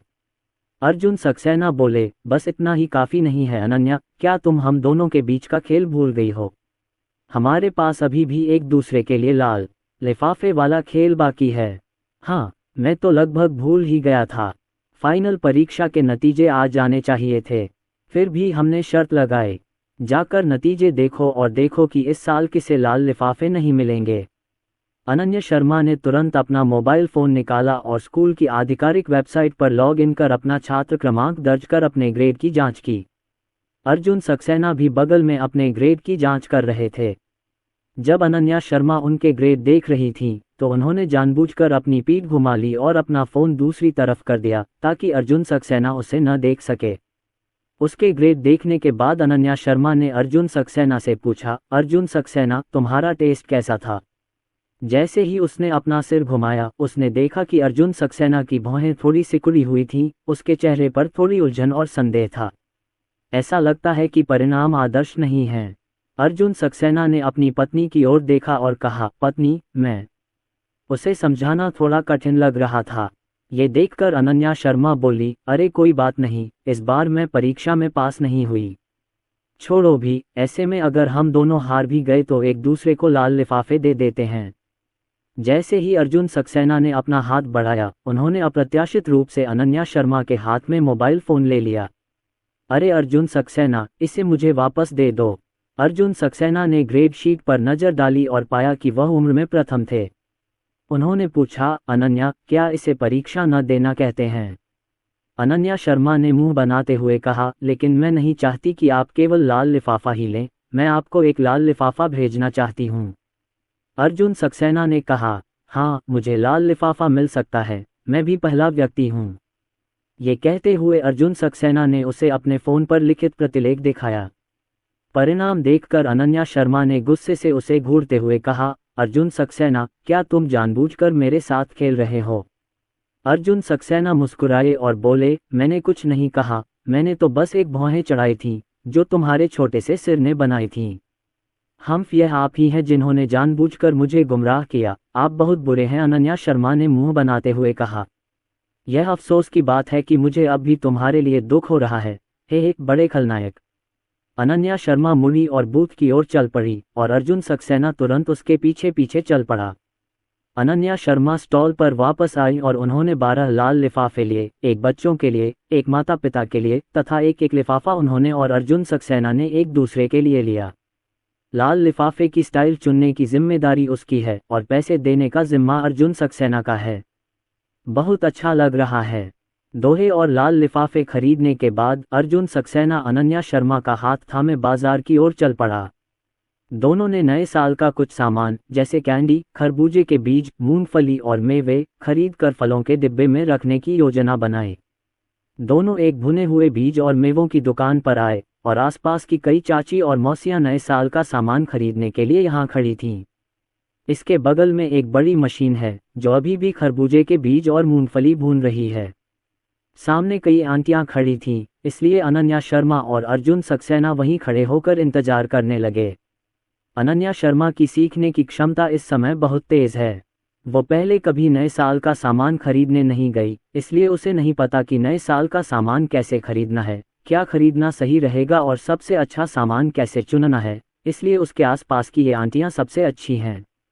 अच्छी शिक्षक। अनन्या शर्मा ने उन्हें विभिन्न खरबूजे के बीजों को चखने के लिए उठाते देखा और फिर आसपास के लोगों से चर्चा की कि कौन से खरबूजे के बीज अधिक सुगंधित हैं। तो अनन्या शर्मा ने भी कुछ खरबूजे के बीज उठाए, उन्हें अर्जुन सक्सेना को दिया और कहा, अर्जुन सक्सेना, इन खरबूजे के बीजों को आजमाएं, यहाँ कई प्रकार के खरबूजे के बीज हैं, चलो खरीदने के लिए सबसे अच्छा चुनते हैं। अर्जुन सक्सेना मुस्कुराए और उनके साथ तरबूज के बीज चखे। ये अभी भी सुगंधित तले हुए खरबूजे के बीज हैं। असली स्वाद तो सबसे अच्छा है, लेकिन खाने के बाद थोड़ा मुश्किल हो जाता है। पिछले 2 सालों से कैरेमल खरबूजे के बीज अच्छी बिक्री कर रहे हैं। क्या आप कैरेमल फ्लेवर लेना चाहेंगे? अनन्या शर्मा ने आंटियों की बातें सुनी, सिर घुमाया और अर्जुन सक्सेना से बोली, अर्जुन सक्सेना, चलो थोड़ी देर में कुछ और खरीद लेते हैं। नए साल पर बहुत सारे रिश्तेदार और दोस्त आएंगे और सबकी पसंद अलग अलग होती है। ठीक है, आपकी बात सुनो। 2 तरह के सूरजमुखी के बीज, 2 तरह के तरबूज के बीज, साथ ही तली हुई मूंगफली और लहसुन के स्वाद वाली मूंगफली, ये सब जरूर खरीदने लायक हैं। अनन्या शर्मा ने देखा कि बगल वाली आंटी ने ये सब खरीद लिया है। नट्स के बारे में अनन्या शर्मा ने पाया कि ऐसा लगता है कि हर दुकान अलग है। बाजार में कई तरह के नट्स उपलब्ध हैं, जैसे बादाम, पेकान, मैकाडमिया नट्स, पिस्ता, पाइन नट्स आदि। इन सभी नट्स की कीमतें ज़्यादा होती हैं और औसत परिवार तरबूज के बीज और मूंगफली जैसी बड़ी मात्रा में खरीदना पसंद नहीं करेगा। मेरे बगल वाली आंटी लगभग इसे खरीद ही रही थीं। उन्होंने बॉस से मोलभाव शुरू कर दिया। उन्होंने एक एक करके कीमत पूछी और फिर हर चीज़ में से थोड़ा थोड़ा कम करना पड़ा। ये काफ़ी ज़्यादा था। आखिरी हिसाब में कुल 218 रुपये निकले और उन्होंने बॉस से कुछ अंश बताने को कहा, तो ये 200 रुपये हुआ। बॉस पहले तो सहमत नहीं हुए। आंटी ने अपनी स्थानीय भाषा में बहुत कुछ कहा। बॉस लाचार होकर मुस्कुराकर मान गए। अनन्या शर्मा ने हैरानी से उसे देखा। उसे लगा कि उसे मोलभाव करने में माहिर होना चाहिए, लेकिन उसने पाया कि बाजार की इन आंटियों की तुलना में वह मोलभाव करते समय कुछ ज़्यादा ही दयालु थी।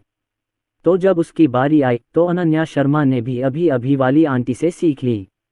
हर चीज़ खरीदते वक्त वो सबसे पहले दाम पूछता। अगर दाम पूर्णांक नहीं होता तो बॉस से दाम पूर्णांक में बदलवा लेता। अगर पूर्णांक होता तो बॉस से वजन करते वक्त अंश निकालने को कहता। आखिर में मैंने कुल 12 कट्टे खरबूजे के बीज और 8 कट्टे मूंगफली खरीदी। सभी तरह के मेवे अनन्या शर्मा चुनने के लिए आईं। क्योंकि अर्जुन सक्सेना ने कहा कि बच्चों को नट्स खाना बहुत पसंद है, लेकिन क्योंकि नट्स की कीमत अपेक्षाकृत महंगी है, वे सप्ताह के दिनों में ज़्यादा नहीं खाते हैं, इसलिए वे नए साल के दौरान थोड़ा खा सकते हैं। इस साल उनके परिवार की फसल अच्छी रही और वे पूरे मोहल्ले में मशहूर हैं। गर्मी की छुट्टियों में दोनों ने सगाई की दावत और बच्चों के लिए 100 साल पुराना भोज रखा। आसपास के पड़ोसियों और दोस्तों ने खूब मदद की। इसलिए भारतीय नववर्ष पर ज़्यादा स्वादिष्ट खाना खरीदना और समय आने पर पड़ोसियों के साथ अच्छा व्यवहार करना स्वाभाविक है। कुल 10 किलो मेवे खरीदे गए। अनन्या शर्मा द्वारा प्रत्येक की कीमत घटाने के बाद कुल कीमत 587 रुपये हुई। अनन्या शर्मा ने कीमत सुनते ही तुरंत सोचा कि कितना मोलभाव करना चाहिए। मान लीजिए अभी आंटी की कुल कीमत 218 रुपये थी और सिर्फ 18 रुपये का एक अंश ही मिटाया गया। ये लगभग 600 रुपये है। अगर आप एक अंश मिटाना चाहते हैं तो अनुमान है कि बॉस सिर्फ 7 रुपये मिटाएगा, जो बहुत सस्ता है। तो अनन्या शर्मा बोली, बॉस आपने देखा कि मैंने इतनी सारी चीज़ें खरीदी हैं, क्या आप इसे मेरे लिए सस्ता कर सकते हैं? 550 रुपये। बॉस मुस्कुराया और बोला, ओह सुंदर लड़की, तुमने कीमत बहुत कम कर दी है। तुमने हर चीज़ की कीमत कम कर दी है। अब ये सबसे सस्ती कीमत है। हम इसे बेचते हैं। ये चीज़ें ज़्यादा पैसा नहीं कमा सकती हैं, बस कुछ मैनुअल शुल्क लें। यदि आप एक बार में 30 रुपये से अधिक मिटा देते हैं तो हम सभी पैसे खो देंगे। अनन्या शर्मा ने कुछ देर सोचा और अचानक लचरशाओशी बोली में बोली, बॉस सब गांव वाले हैं, तो चलो भारतीय नववर्ष मनाने के लिए थोड़ा सस्ता कर देते हैं। अगर 550 कम पड़ रहे हैं तो 560। अनन्या शर्मा ने जब ये बोली सुनी तो वह खुद इसे सीख रही थी। बॉस हंसते हुए बोला, हाँ, क्या तुम शॉ ब्रदर्स की नई बीवी हो? तुम्हें ये बोली ठीक से नहीं आती। चलो मैं तुम्हें इन चीज़ों के लिए 560 रुपये देता हूँ। चलो पैसों से दोस्ती करते हैं और अगली बार जब कुछ खरीदना हो तो मेरे घर आना, ठीक है? मेरी दुकान बगल वाली गली में है, फैटी रोस्टेड सीड्स शॉप। ठीक है। अनन्या शर्मा ने खुशी से सिर हिलाया। उसका उत्साहित चेहरा देखकर अर्जुन सक्सेना मुस्कुराया और भुगतान करने के लिए अपना मोबाइल फ़ोन निकाला। पत्नी कितनी प्यारी है। नए साल का सामान खरीदने के बाद अर्जुन सक्सेना अनन्या शर्मा को कुछ देर के लिए खरीदारी के लिए ले गए। सामान पहले बॉस के पास रखा जाता था और उनके वापस आने पर ले जाया जा सकता था।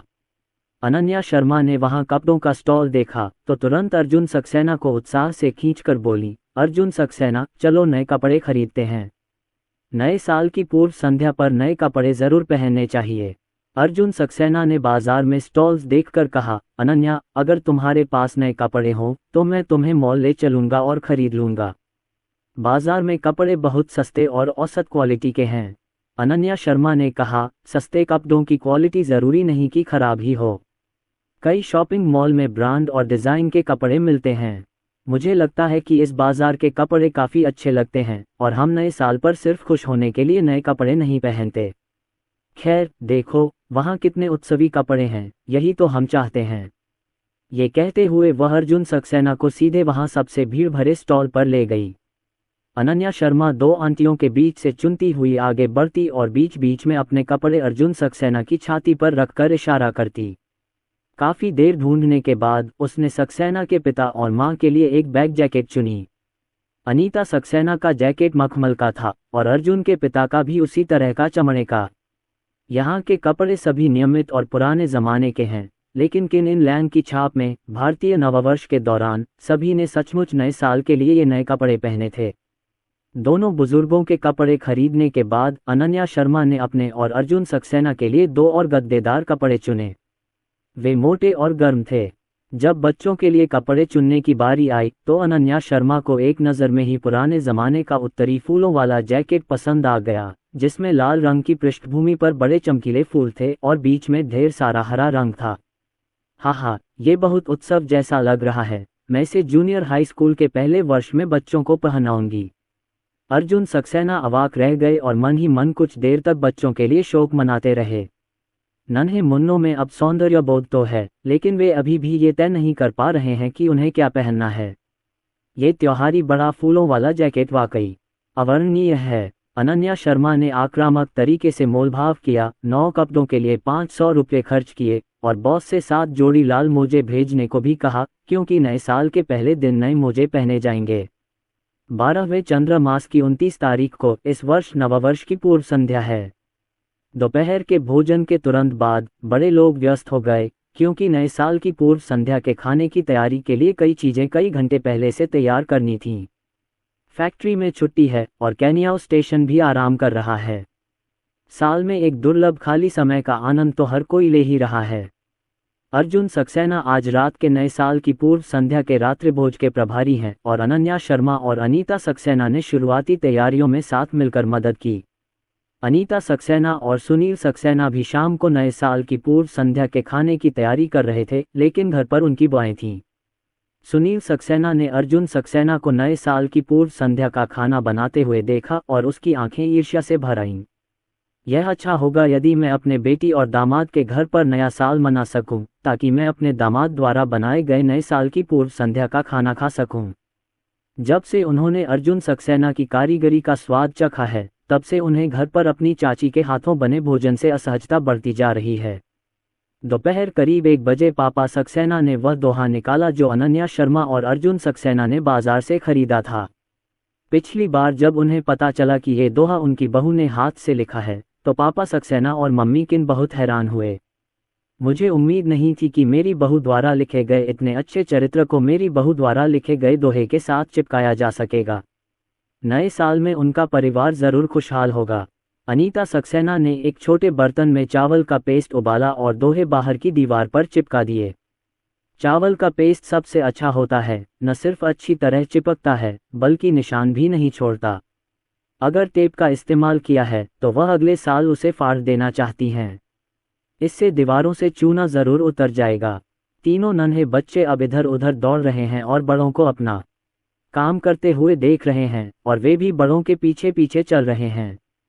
अपने शहर में नए साल का जश्न मनाने का यह उनका पहला मौका है और नन्हे बच्चों को एक अलग ही माहौल का एहसास हो रहा है।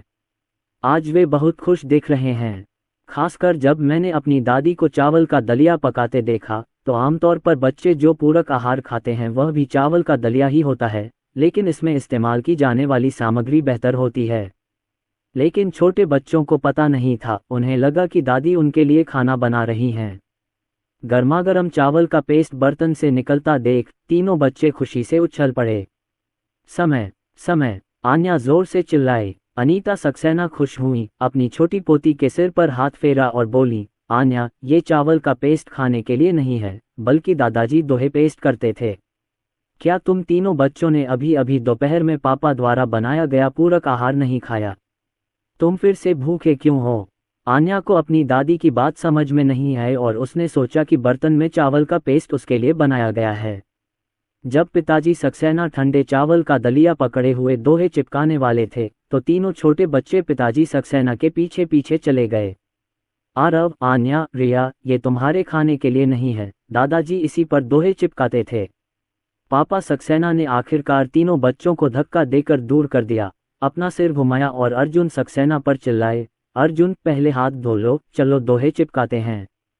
अर्जुन सक्सेना और अर्जुन के पिता दोहे पोस्ट करने के लिए पहली मंजिल पर चले गए, जबकि अनीता सक्सेना और अनन्या शर्मा बच्चों को गोद में लेकर देख रही थीं। बूढ़े किन, तुम्हारा दोहा ज्यादा ऊंचा होना चाहिए। तुम्हारे बेटे की ऊंचाई तो ठीक है, पर तुम्हारी बहुत कम है। अनीता सक्सेना ने बगल से आदेश दिया। पापा सक्सेना और अर्जुन सक्सेना ने अपने पैरों के नीचे एक स्टूल रख दिया।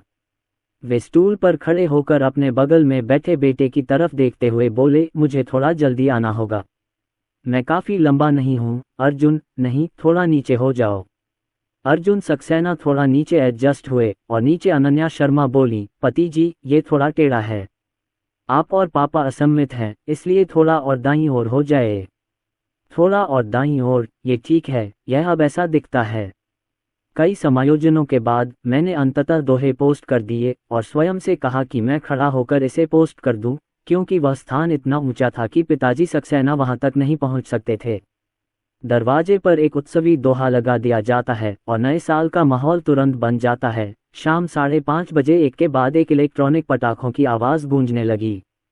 अब शहरी इलाकों में लोगों को पटाखे फोड़ने की इजाज़त नहीं है, लेकिन नए साल का माहौल अभी भी बना हुआ है। हर कोई इलेक्ट्रॉनिक पटाखे जला रहा है और पुरानी परंपरा निभा रहा है। सक्सेना परिवार का डिनर लगभग तैयार है। अर्जुन के पिता नीचे का दरवाज़ा बंद करने की जिम्मेदारी संभालते हैं। अर्जुन सक्सेना अपने मोबाइल फ़ोन पर इलेक्ट्रॉनिक पटाखों की आवाज़ बजाते हैं। जब मोबाइल फ़ोन का संगीत बंद होता है तो परिवार दूसरी मंजिल पर बने लिविंग रूम में बैठ जाता है। रियूनियन डिनर शुरू होता है। तीनों छोटे लड़के भी मेज पर आ गए और उनके बगल में अपनी अपनी कुर्सियों पर बैठ गए। हालांकि नन्हे मुन्नों के सामने उनके अपने छोटे छोटे कटोरे और खास खाने की चीज़ें रखी हैं। मेज़ पर चिकन, बत्तख, मछली और मांस समेत 1 दर्जन से ज़्यादा व्यंजन सजे हैं। अर्जुन सक्सेना ने सबसे पहले कप उठाया, अनन्या शर्मा का हाथ पकड़ा और वहां मौजूद सक्सेना के पिता और मां से कहा, मां और पापा, नया साल मुबारक हो। मैं आप दोनों के अच्छे स्वास्थ्य और नए साल में शुभकामनाओं की कामना करता हूं। तुम दोनों भी स्वस्थ रहो। चलो, परिवार के साथ मिलकर पीते हैं। मां ने मुस्कुराते हुए प्याला उठाया। यहाँ मौजूद 4 वयस्कों ने जश्न मनाने के लिए अपने गिलास उठाए और उनके बगल में खड़े 3 छोटे बिंदुओं ने इसे देखा और पहले तो वे थोड़ा भ्रमित हुए। तभी आरव ने सिर हिलाया। छोटे बच्चे ने अपना छोटा सा पानी का गिलास पकड़ा और उसे किसी बड़े की तरह उठाने की कोशिश की। वह अब भी बड़बड़ा रहा था, चिल्ला रहा था, मानो बड़ों के साथ गिलास टकराना चाहता हो। जब दोनों छोटी बहनों ने देखा कि उनके भाई ने क्या किया तो उन्होंने भी वैसा ही किया और अपने अपने छोटे छोटे पानी के गिलास उठाकर बड़ों के साथ गिलास टकराने लगीं। जब पिता सक्सेना और मां किन ने ये दृश्य देखा तो उनके चेहरे पर दयालु मुस्कान आ गई। पापा सक्सेना ने कहा, हमारे तीनों नन्हे मुन्ने आने वाले साल में स्वस्थ और हृष्ट पुष्ट होकर बड़े होंगे। चलो, हम सब मिलकर परिवार के साथ मिलकर शराब का पहला गिलास पिएं। इसलिए वयस्कों ने अपने कप उठाए और छोटे बच्चों के पास चले गए और तीनों छोटे बच्चों के साथ गिलास टकराने लगे। बड़ों को पानी पीते देख तीनों छोटे बच्चों ने भी खुशी खुशी अपने गिलास उठाकर पानी पी लिया। छोटे बच्चों को बड़ों की नकल करना अच्छा लगता है और बड़ों को आपस में गिलास टकराते देखकर वे बहुत खुश होते हैं। नए साल की पूर्व संध्या पर डिनर के दौरान मेज के बीचों बीच एक बड़ी मछली रखी थी। अनन्या शर्मा ने उस पर नजर डाली और अर्जुन सक्सेना से कुछ संदेह के साथ पूछा, अर्जुन सक्सेना, यह मछली कच्ची क्यों लग रही है? अर्जुन सक्सेना ने जब ये शब्द सुने तो मुस्कुराए और बोले, यह मछली पहले पकाई नहीं गई थी, लेकिन इसे थोड़ा भाप में पकाया गया था। माँ बोली, अनन्या, यह आज्ञाकारी मछली है। मैं इसे थोड़ा भाप में पकाकर आज रात मेज पर रख दूंगी, पर सब इसे खाएंगे नहीं। कल सुबह इसे फिर से पकाएंगे और फिर नए साल के पहले दिन हम सब मिलकर इसे खाएंगे। कहते हैं हर साल ज़रूरत से ज़्यादा मिलता है। इस साल हमारे पास यही मछली बची है। कल सुबह जब हम यह मछली खाएंगे तो अगले साल तक आज्ञाकारी रहेंगे। जब अनन्या शर्मा ने पहली बार ऐसी परंपरा सुनी तो उनके दिल में बहुत आश्चर्य और नयापन महसूस हुआ। नए साल का जश्न हर जगह अलग अलग होता है। अनन्या शर्मा ने इस साल नए साल का पहला जश्न यहीं मनाया और उन्हें जो माहौल महसूस हुआ वह अहमदाबाद में बिताए गए माहौल से बिल्कुल अलग था। लेकिन वह सोचती है कि यह मज़ेदार है। नए साल की पूर्व संध्या का खाना लगभग खत्म हो गया था। अनीता सक्सेना ने अर्जुन के पिता से कुछ फुसफुसाया। अर्जुन के पिता तुरंत उठे और कुछ लाल लिफाफे लेने कमरे में चले गए। पिता किन ने सबसे पहले 3 छोटे बच्चों को लाल लिफाफे दिए। जैसे ही छोटे बच्चों ने लाल लिफाफे देखे, वे पहले से ही उत्साहित थे, विशेष रूप से जियोरिया। दादाजी के हाथ में लाल लिफाफे को देखकर उसकी आंखें चमक उठीं। चलो, ये वो भाग्यशाली धन है जो मेरे दादा दादी ने हमें दिया था। हमारी आन्या है। केशिन ने देखा कि उसके भाई और बहन के पास लाल लिफाफे हैं। छोटा लड़का इंतजार नहीं कर सका और उसकी उम्मीद भरी आंखें उसके दादा का पीछा करती रहीं। अंततः पिताजी सक्सेना उस छोटे लड़के के सामने आए और जैसे ही उन्होंने लाल लिफाफा लिया, केशिन भी खुशी खुशी उनके पीछे पीछे चल पड़ा। ये हमारी छोटी रिया के लिए भाग्यशाली धन है। बच्चों ने नए साल का पैसा ले लिया। अगला साल खुशियों से भरा रहेगा और खुशी से बड़े होंगे। यह देखकर कि पापा सक्सेना ने बच्चों को लाल लिफाफे दिए, अर्जुन सक्सेना और अनन्या शर्मा भी उठे और तैयार लाल लिफाफे निकाले। जिन छोटे बच्चों को लाल लिफाफे मिले थे, उन्होंने खुशी से ताली बजाई जब उन्होंने अपने माता पिता को लाल लिफाफे हाथ में लेकर उनकी ओर आते देखा। बैग 3 छोटे बच्चों को लाल लिफाफे भेजने के बाद अनन्या शर्मा और अर्जुन सक्सेना उनके माता पिता को लाल लिफाफे देने वाले थे, लेकिन इससे पहले कि वे आगे बढ़ पाते, किन के माता पिता और अनीता सक्सेना स्वयं 2 लाल लिफाफे लेकर उनके पास आ गए। अनन्या, लांग लांग, ये वह भाग्यशाली धन है जो मेरे माता पिता ने तुम दोनों को दिया था। अनन्या शर्मा आश्चर्यचकित दिखीं, लेकिन उन्हें उम्मीद नहीं थी कि उन्हें अपने माता पिता से नए साल का पैसा मिलेगा। अर्जुन सक्सेना मुस्कुराया और बोला, पापा, मम्मी, अनन्या और मैं दोनों ही माता पिता हैं, तो आपको नए साल के लिए पैसे देने की क्या ज़रूरत है। हमने आपके लिए एक लाल लिफाफा तैयार किया है। ये कहते हुए उन्होंने अपने माता पिता के लिए तैयार किया गया लाल लिफाफा निकाला और अनन्या शर्मा ने तुरंत उसे निकाल लिया। माँ और पिताजी, यह नए साल का लाल लिफाफा है जो अर्जुन सक्सेना और मैंने आपके लिए तैयार किया है। मैं नए साल में आपके अच्छे स्वास्थ्य की कामना करता हूँ। उसके हाथ में लाल लिफाफा देखकर अनीता सक्सेना मुस्कुराए और बोली, तो फिर चलो एक दूसरे को स्वीकार कर लेते हैं।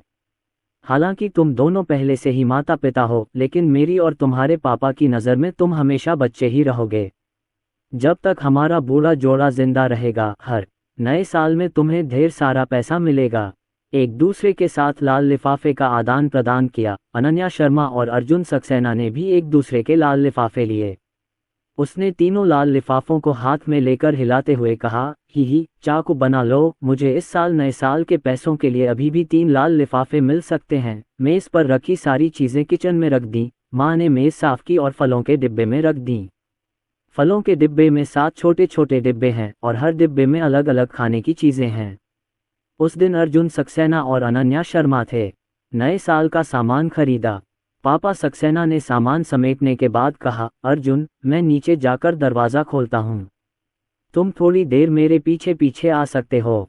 अनन्या शर्मा को कुछ समझ नहीं आया और उन्होंने अर्जुन सक्सेना की ओर संदेह भरी नज़रों से देखा। अर्जुन सक्सेना ने बताया, हमारे गृहनगर में यह एक रिवाज है। नए साल की पूर्व संध्या और नए साल के पहले दिन की सुबह आसपास के लोगों से मिलकर नए साल की बधाई देना ज़रूरी है। पहले एक गांव में होता था, लेकिन अब यह एक समुदाय बन गया है। लेकिन आसपास अभी भी कुछ परिचित पड़ोसी हैं, इसलिए ये रिवाज आगे भी चला आ रहा है। आज रात घर के लड़के लड़कियां घूमने जा रहे हैं। कल सुबह मैं और तुम्हारे जैसा एक जूनियर होगा, इसलिए आज रात तुम्हें अपनी माँ के साथ घर पर ही रहना होगा, क्योंकि दूसरे लड़कों के लड़के भी हमारे पास आएंगे। थोड़ी देर घर पर बैठकर नए साल को अलविदा कहो। अनन्या शर्मा ने सिर हिलाया और आज्ञाकारी भाव से बोली, मैं समझ गई, आप और पापा मेरे साथ चलिए। मैं और मम्मी घर पर नए साल की बधाई देने के लिए बड़े साहब के आने का इंतज़ार कर रहे हैं। तीनों बच्चे अभी अपेक्षाकृत छोटे हैं और बाहर थोड़ी ठंड भी है। अर्जुन सक्सेना और अर्जुन के पिता ने पहले तो बच्चों को बाहर न ले जाने की योजना बनाई थी, लेकिन जब उन्हें पता चला कि वे बाहर जा रहे हैं, तो आरव फौरन फूट फूट कर रोने लगा और अर्जुन सक्सेना से उसे गले लगाने की जिद करने लगा। तो अर्जुन सक्सेना अपने बेटे और अर्जुन के पिता को घुमाने ले गए। आन्या और रिया बिल्कुल भी हिलना डुलना नहीं चाहती थीं। घर का एयर कंडीशनर बहुत गर्म था और वे घर के स्टेज पर खिलौनों से खेलना पसंद करती थीं। अर्जुन सक्सेना और बाकी लोगों के बाहर जाने के बाद माँ और अनन्या शर्मा दोनों बच्चियों को घर पर वसंतोत्सव पर्व देखने ले गईं। वसंतोत्सव पर्व का प्रसारण कुछ समय से हो रहा है, लेकिन इससे कोई फर्क नहीं पड़ता। वसंतोत्सव पर्व के शो एक एक करके बिखरे हुए हैं। अभी शुरू से अंत तक पूरा नहीं देखा है। हर कोई चाहता है कि भारतीय नववर्ष के दौरान एक साथ वसंत महोत्सव का आनंद लिया जा सके। दोनों अभी कुछ देर बैठे ही थे कि नीचे से आवाज आई। अनीता सक्सेना ने सिर घुमाकर अनन्या शर्मा से कहा, लगता है पड़ोसी आ गए हैं और काफी लोग सुन रहे हैं। दोनों तुरंत उठ खड़े हुए और जैसे ही वे रेस्तरां की ओर बढ़े, वहां पहले से ही लोगों का एक बड़ा समूह आ गया था। अनन्या शर्मा ने देखा कि उनमें से कई चेहरे परिचित थे। मैं गर्मी की छुट्टियों में यहाँ 1 महीने से ज्यादा रुका था और सर्दियों की छुट्टियों से लौटे मुझे 10 दिन हो गए हैं। आसपास के पड़ोसी अक्सर मिलने आते रहते हैं और अनन्या शर्मा लगभग सभी को जानती हैं। आज जो जियांगपेंग और सीमा जोशी भी हैं, उन दोनों का जिक्र ही नहीं। जो जियांगपेंग का ऑनलाइन ऐप जो जियांगपेंग ने ही बनाया है। उस दौरान जो जियांगपेंग कंपनी में काफी गए। सीमा जोशी की तो बात ही छोड़िए, वो अर्जुन सक्सेना के हेयर बॉय हैं और अब शैम्पू की ऑनलाइन बिक्री का काम भी संभालते हैं। अनन्या शर्मा उनसे कई बार मिल चुकी हैं। भाभी, चाची किन, नव वर्ष की शुभकामनाएं। आंटी किन, अर्जुन की बहू, नव वर्ष की शुभकामनाएं। माँ किन ने सभी को प्रसन्नतापूर्वक उत्तर दिया, सब ठीक है, सब ठीक है। अनन्या शर्मा पानी की बोतल लेकर आई और सबको गर्म पानी पिलाया। कुछ लोग मेज पर बैठकर तरबूज के बीज खाते और बातें करते रहे। मैंने अभी अभी भाई अर्जुन को देखा। वह और मैं, अंकल किन, थोड़ी देर के लिए बाहर गए थे। हम बाद में साथ आने वाले हैं, इसलिए अंकल किन और बाकी लोग पहले मेरे घर चलें, फिर बाहर जाकर फिर मिलेंगे। सीमा जोशी ने कहा, भाभी, इस साल का पहला साल है जब आप हमारे साथ नया साल मना रही हैं। क्या आपको अब भी इसकी आदत है?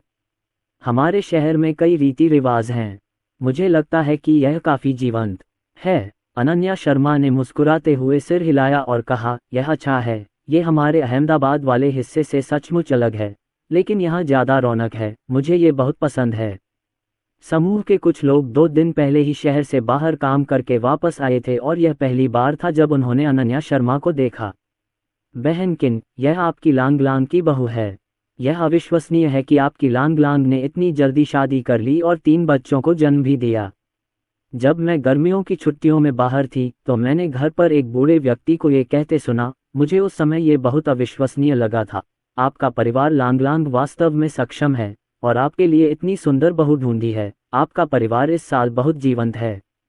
हाँ, अर्जुन की बहू बहुत खूबसूरत है।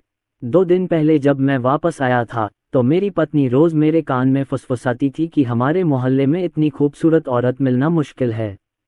आखिरकार आज मैं उससे मिला। ये शब्द सुनकर अनन्या शर्मा माँ के पास खड़ी हो गई और शर्माते हुए मुस्कुराने लगी। अनीता सक्सेना मुस्कुराना बंद नहीं कर सकती। अपने ही परिवार की इतनी खूबसूरत बहू का चेहरा है। नए साल के पहले दिन सुबह 7 बजे मुझे एक के बाद एक इलेक्ट्रॉनिक पटाखों की आवाज़ें याद आ गईं।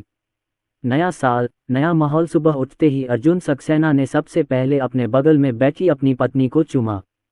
अनन्या शर्मा अभी भी थोड़ी नींद में थी। इस मधुर चुंबन को महसूस करते हुए उसने अपनी आंखें बंद कर लीं और अपने मुंह के कोनों को ऊपर उठा लिया। हैप्पी न्यू ईयर वाइफ, ये पहला नया साल है जो हम साथ बिता रहे हैं। आगे भी मुझे उम्मीद है कि नए साल के पहले दिन की सुबह मैं तुम्हारे मीठे होठों को चूम पाऊंगा।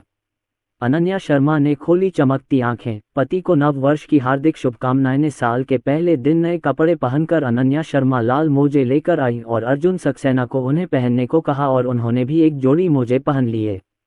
दोनों के कपड़े पहनने के बाद अनन्या शर्मा और अर्जुन सक्सेना बच्चों को जगाने चले गए। अर्जुन सक्सेना बच्चों के डायपर बदलने के लिए जिम्मेदार थे। अनन्या शर्मा ने तीनों बच्चों को सुबह का दूध पिलाया और फिर अलमारी में जाकर 3 सूती गद्देदार जैकेट निकाली। आज बच्चों को नए कपड़े पहनने हैं। मैं आखिरकार इन 3 कपड़ों के सेट पहन सकती हूँ। वे बहुत प्यारे हैं। इस सूती गद्देदार जैकेट को पहनना भी बहुत प्यारा होगा। चलो, बच्चों को पहना दे। अर्जुन सक्सेना ने रंगीन छोटी गद्देदार जैकेट को देखा और असहायता से मुस्कुराया। सौभाग्य से तीनों छोटे बच्चों को अभी भी यह नहीं पता कि किस तरह के कपड़े उन पर अच्छे लगेंगे या नहीं।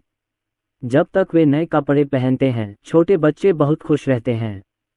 छोटे छोटे कपड़ों पर नए सूती जैकेट पहनाए गए तथा बच्चों के लिए अनीता सक्सेना द्वारा बनाए गए छोटे बाघ के जूते पहनाए गए और छोटे बच्चे खुशी खुशी जमीन पर दौड़ने लगे। अनन्या शर्मा ने भी तीनों शिशुओं को देखा। उनकी आंखें कोमल मुस्कान से भरी थीं। अर्जुन सक्सेना, हमारे तीनों बच्चे बहुत प्यारे हैं। अर्जुन सक्सेना ने स्वीकार किया कि बच्चे जो भी कपड़े पहनते हैं उसमें अच्छे लगते हैं। बच्चों को पहनाए जाने पर यह देहाती फूलदार गद्देदार जैकेट बहुत सुंदर लगती है। तीनों नन्हे मुन्ने खुशी खुशी बाहर भागे। सक्सेना के पिता और माँ ने नन्हे मुन्नों पर फूलों से सजी जैकेट देखी। दोनों बुजुर्ग इतने खुश हुए कि उन्होंने झटपट अपने मोबाइल फ़ोन निकाले और तस्वीरें खींची और जल्द से जल्द दोस्तों के साथ शेयर कर दीं। नए साल में मित्रों का पहला समूह निश्चित रूप से मेरे परिवार के लिए एक प्यारे पोते के रूप में छोड़ा जाना चाहिए। अनीता सक्सेना नाश्ता बना रही हैं। कल के नए साल की शाम का बहुत सारा बचा हुआ खाना है। यहाँ नए साल के लिए बहुत सारी चीज़ें बनाई जाती हैं।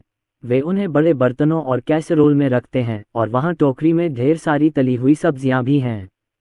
हर बार खाना खाते समय आपको सिर्फ एक प्लेट ही ले जानी होती है, क्योंकि भारतीय नववर्ष के दौरान लगभग हर दिन लोग आते हैं। नए साल के पहले दिन को छोड़कर यहाँ हर दिन बहुत चहल पहल रहती है। कितने ही रिश्तेदार होते हैं जो व्यंजनों की एक बड़ी मेज़ सजाना चाहते हैं। इसके लिए कई घंटे पहले से तैयारी करनी पड़ती है। तो आज सुबह बहुत जल्दी बहुत सारी सब्जियां तैयार हो गईं और अनीता सक्सेना ने इसे अकेले ही संभाल लिया। अनन्या शर्मा और अर्जुन सक्सेना ने तीनों छोटे बच्चों के बालों में कंघी करने का फैसला किया। गर्मियों की छुट्टियों में बच्चे के बाल मुंडवाने के बाद से छोटे बच्चों ने आधे साल तक अपने बाल नहीं मुंडवाए हैं और अब उनके बाल काफ़ी बढ़ गए हैं। सर्दियों में टोपी न पहनने पर स्थैतिक बिजली के कारण छोटे बच्चे के सिर के बाल थोड़े से उड़ जाते हैं। तीनों नन्हे बच्चों ने आज नए कपड़े पहने और अनन्या शर्मा ने दोनों प्यारी बेटियों के बाल बांधने का फैसला किया। अर्जुन सक्सेना, चलो हम सब मिलकर एक एक की जिम्मेदारी लेते हैं। तुम आन्या के बाल बांधो और मैं रिया के बाल संवारती हूँ। क्या तुम संभाल सकते हो? अर्जुन सक्सेना ने पहले कभी अपनी बेटी के बाल नहीं बांधे हैं, लेकिन उन्होंने इंटरनेट पर वीडियो देखे हैं और उन्हें लगता है कि इसे जटिल नहीं बनाना चाहिए। तो वह विश्वास से सहमत हो गया। ठीक है, आन्या को मेरे पास छोड़ दो। अनन्या शर्मा एक छोटा रबर बैंड और कंघी लेकर आई और अपनी बेटी के बालों में कंघी करने लगीं। भ्रूण के बाल मुंडवाने के बाद इस बार जो बाल उगते हैं वे थोड़े मोटे और सघन होते हैं। इसके अलावा उनके और अर्जुन सक्सेना दोनों के बालों की गुणवत्ता अच्छी है और वे ज़्यादा बालों वाले प्रकार के हैं। तीनों शिशुओं को भी यह विरासत पूरी तरह से मिलती है। छोटे बच्चों के बाल काले और घने होते हैं। इन बालों को कंघी करना वास्तव में बहुत आसान है और अब इन्हें चोटी में भी बांधा जा सकता है। हालांकि लंबाई अभी भी थोड़ी कम है, इसलिए अपनी बेटी के सिर को देखने के बाद अनन्या शर्मा ने अपनी बेटी को ऊपर से नीचे तक फिशबोन ब्रैड के साथ बांधने का फैसला किया ताकि पूरे सिर के बालों को एक साथ बांधा जा सके। एक लड़की के रूप में अनन्या शर्मा के पास कुशल हाथों की एक जोड़ी है। पतली उंगलियां लगातार अपनी बेटी के बालों के बीच घूमती हैं और जल्द ही दो सुपर क्यूट फिशबोन ब्रैड्स बेहतर हो जाते हैं और नीचे का अतिरिक्त हिस्सा दो स्टैग बन जाता है जो छोटे छोटे चिनराट उठते हैं और सामने की तरफ प्यारे आलीशान है पिन। यह एक प्यारा विस्फोट है। अनन्या शर्मा ने अपनी छोटी बेटी की ओर देखा और बड़ी संतुष्टि से सिर हिलाया। अर्जुन सक्सेना और अन्या जो बगल से ये सब देख रहे थे एक पल के लिए स्तब्ध रह गए। अर्जुन सक्सेना ने अपनी बेटी के बाल बीच से थोड़ा ऊपर तक काटे और उसकी पोनीटेल बनाने की योजना बनाई। ये पहले से ही बच्चे के लिए सबसे आसान हेयर स्टाइल है और अर्जुन सक्सेना ने शेयरचैट ट्यूटोरियल भी खोला। वीडियो में तो ये बहुत आसान लग रहा है, लेकिन अर्जुन सक्सेना को पता चला कि इसे चलाना इतना आसान नहीं है। आन्या के बाल उसके हाथ में थे। किसी फिसलन भरे लोथड़े की तरह उसने इस तरफ से पकड़ा और फिसल गया, वापस यहाँ पकड़ा और गलती से गिर गया। लंबे समय तक काम करने के बाद मैं आखिरकार दो छोटे ट्वीट से हार गया, लेकिन बाल गंदे थे। आगे और पीछे बहुत सारे टूटे हुए बाल थे और दो छोटे ट्वीट बिल्कुल भी विषम नहीं थे, एक बाएं एक दाएं, एक ऊपर और एक नीचे। आन्या ने वहां अपनी बहन को देखा, फिर शीशे में खुद को देखा, मुंह छोटा करके, और अपने पिता को दुखी होकर देखा। अर्जुन सक्सेना के पास अपनी पत्नी अनन्या की तरफ देखने के अलावा कोई चारा नहीं था। लगता है मैं इसमें बहुत अच्छा नहीं हूँ, वरना तुम्हें आना चाहिए। अनन्या शर्मा जोर से हंसने लगी। उसके पास आकर उसने कंघी अपने हाथ में ले ली और अनन्या के बालों में फिर से कंघी करने में उसकी मदद की। दो छोटी हेयर स्टाइल पूरी हो गई हैं और नई हेयर स्टाइल वाली दोनों बेटियां और भी प्यारी और आकर्षक लग रही हैं। आरव, जो किनारे पर खड़ा था, ने देखा कि दोनों छोटी बहनें बहुत बदल गई हैं और अपने दिल में बड़ी उम्मीद के साथ वह अपनी मां के पास गया और चुपचाप इंतजार करने लगा। उसने सोचा कि दोनों बहनों के बाल संवारने के बाद उसकी बारी होगी कंघी करने की, लेकिन उसने यह नहीं सोचा था कि उसकी माँ कंघी रख देगी। आरव ने थोड़ा सा मुंह बनाया और जल्दी से अनन्या शर्मा का हाथ पकड़ लिया, एक हाथ से उसके बालों को खींचता रहा, बेचैनी से रो रहा था। ये स्पष्ट रूप से कह रहा है, हे माँ और मैं, तुम मुझे क्यों भूल गए। छोटे बच्चे ने अपना सिर मुर्गी के बाड़े में फंसा लिया और अनन्या शर्मा बहुत खुश दिखीं। आरव, तुम लड़के हो, क्या तुम भी बाल बांधना चाहते हो? सिर्फ लड़कियों को ही बाल बांधने पड़ते हैं। खैर, माँ आपके बालों को अच्छी तरह से संवारने में आपकी मदद करेंगी और आपके लिए एक सुंदर छोटी टोपी लाएंगी। ठीक है। छोटा लड़का अपना सिर हिलाता रहा और दोनों छोटी बहनों के बालों की ओर इशारा करता रहा, यह जताते हुए कि वह भी वही चोटियां चाहता था। अनन्या शर्मा अभी भी थोड़ी लाचार हैं। वो असल में अपने बेटे के बाल बुनना चाहती हैं। आखिरकार, मुझे डर है कि ऐसा अनुभव तो सिर्फ बचपन में ही हो सकता है।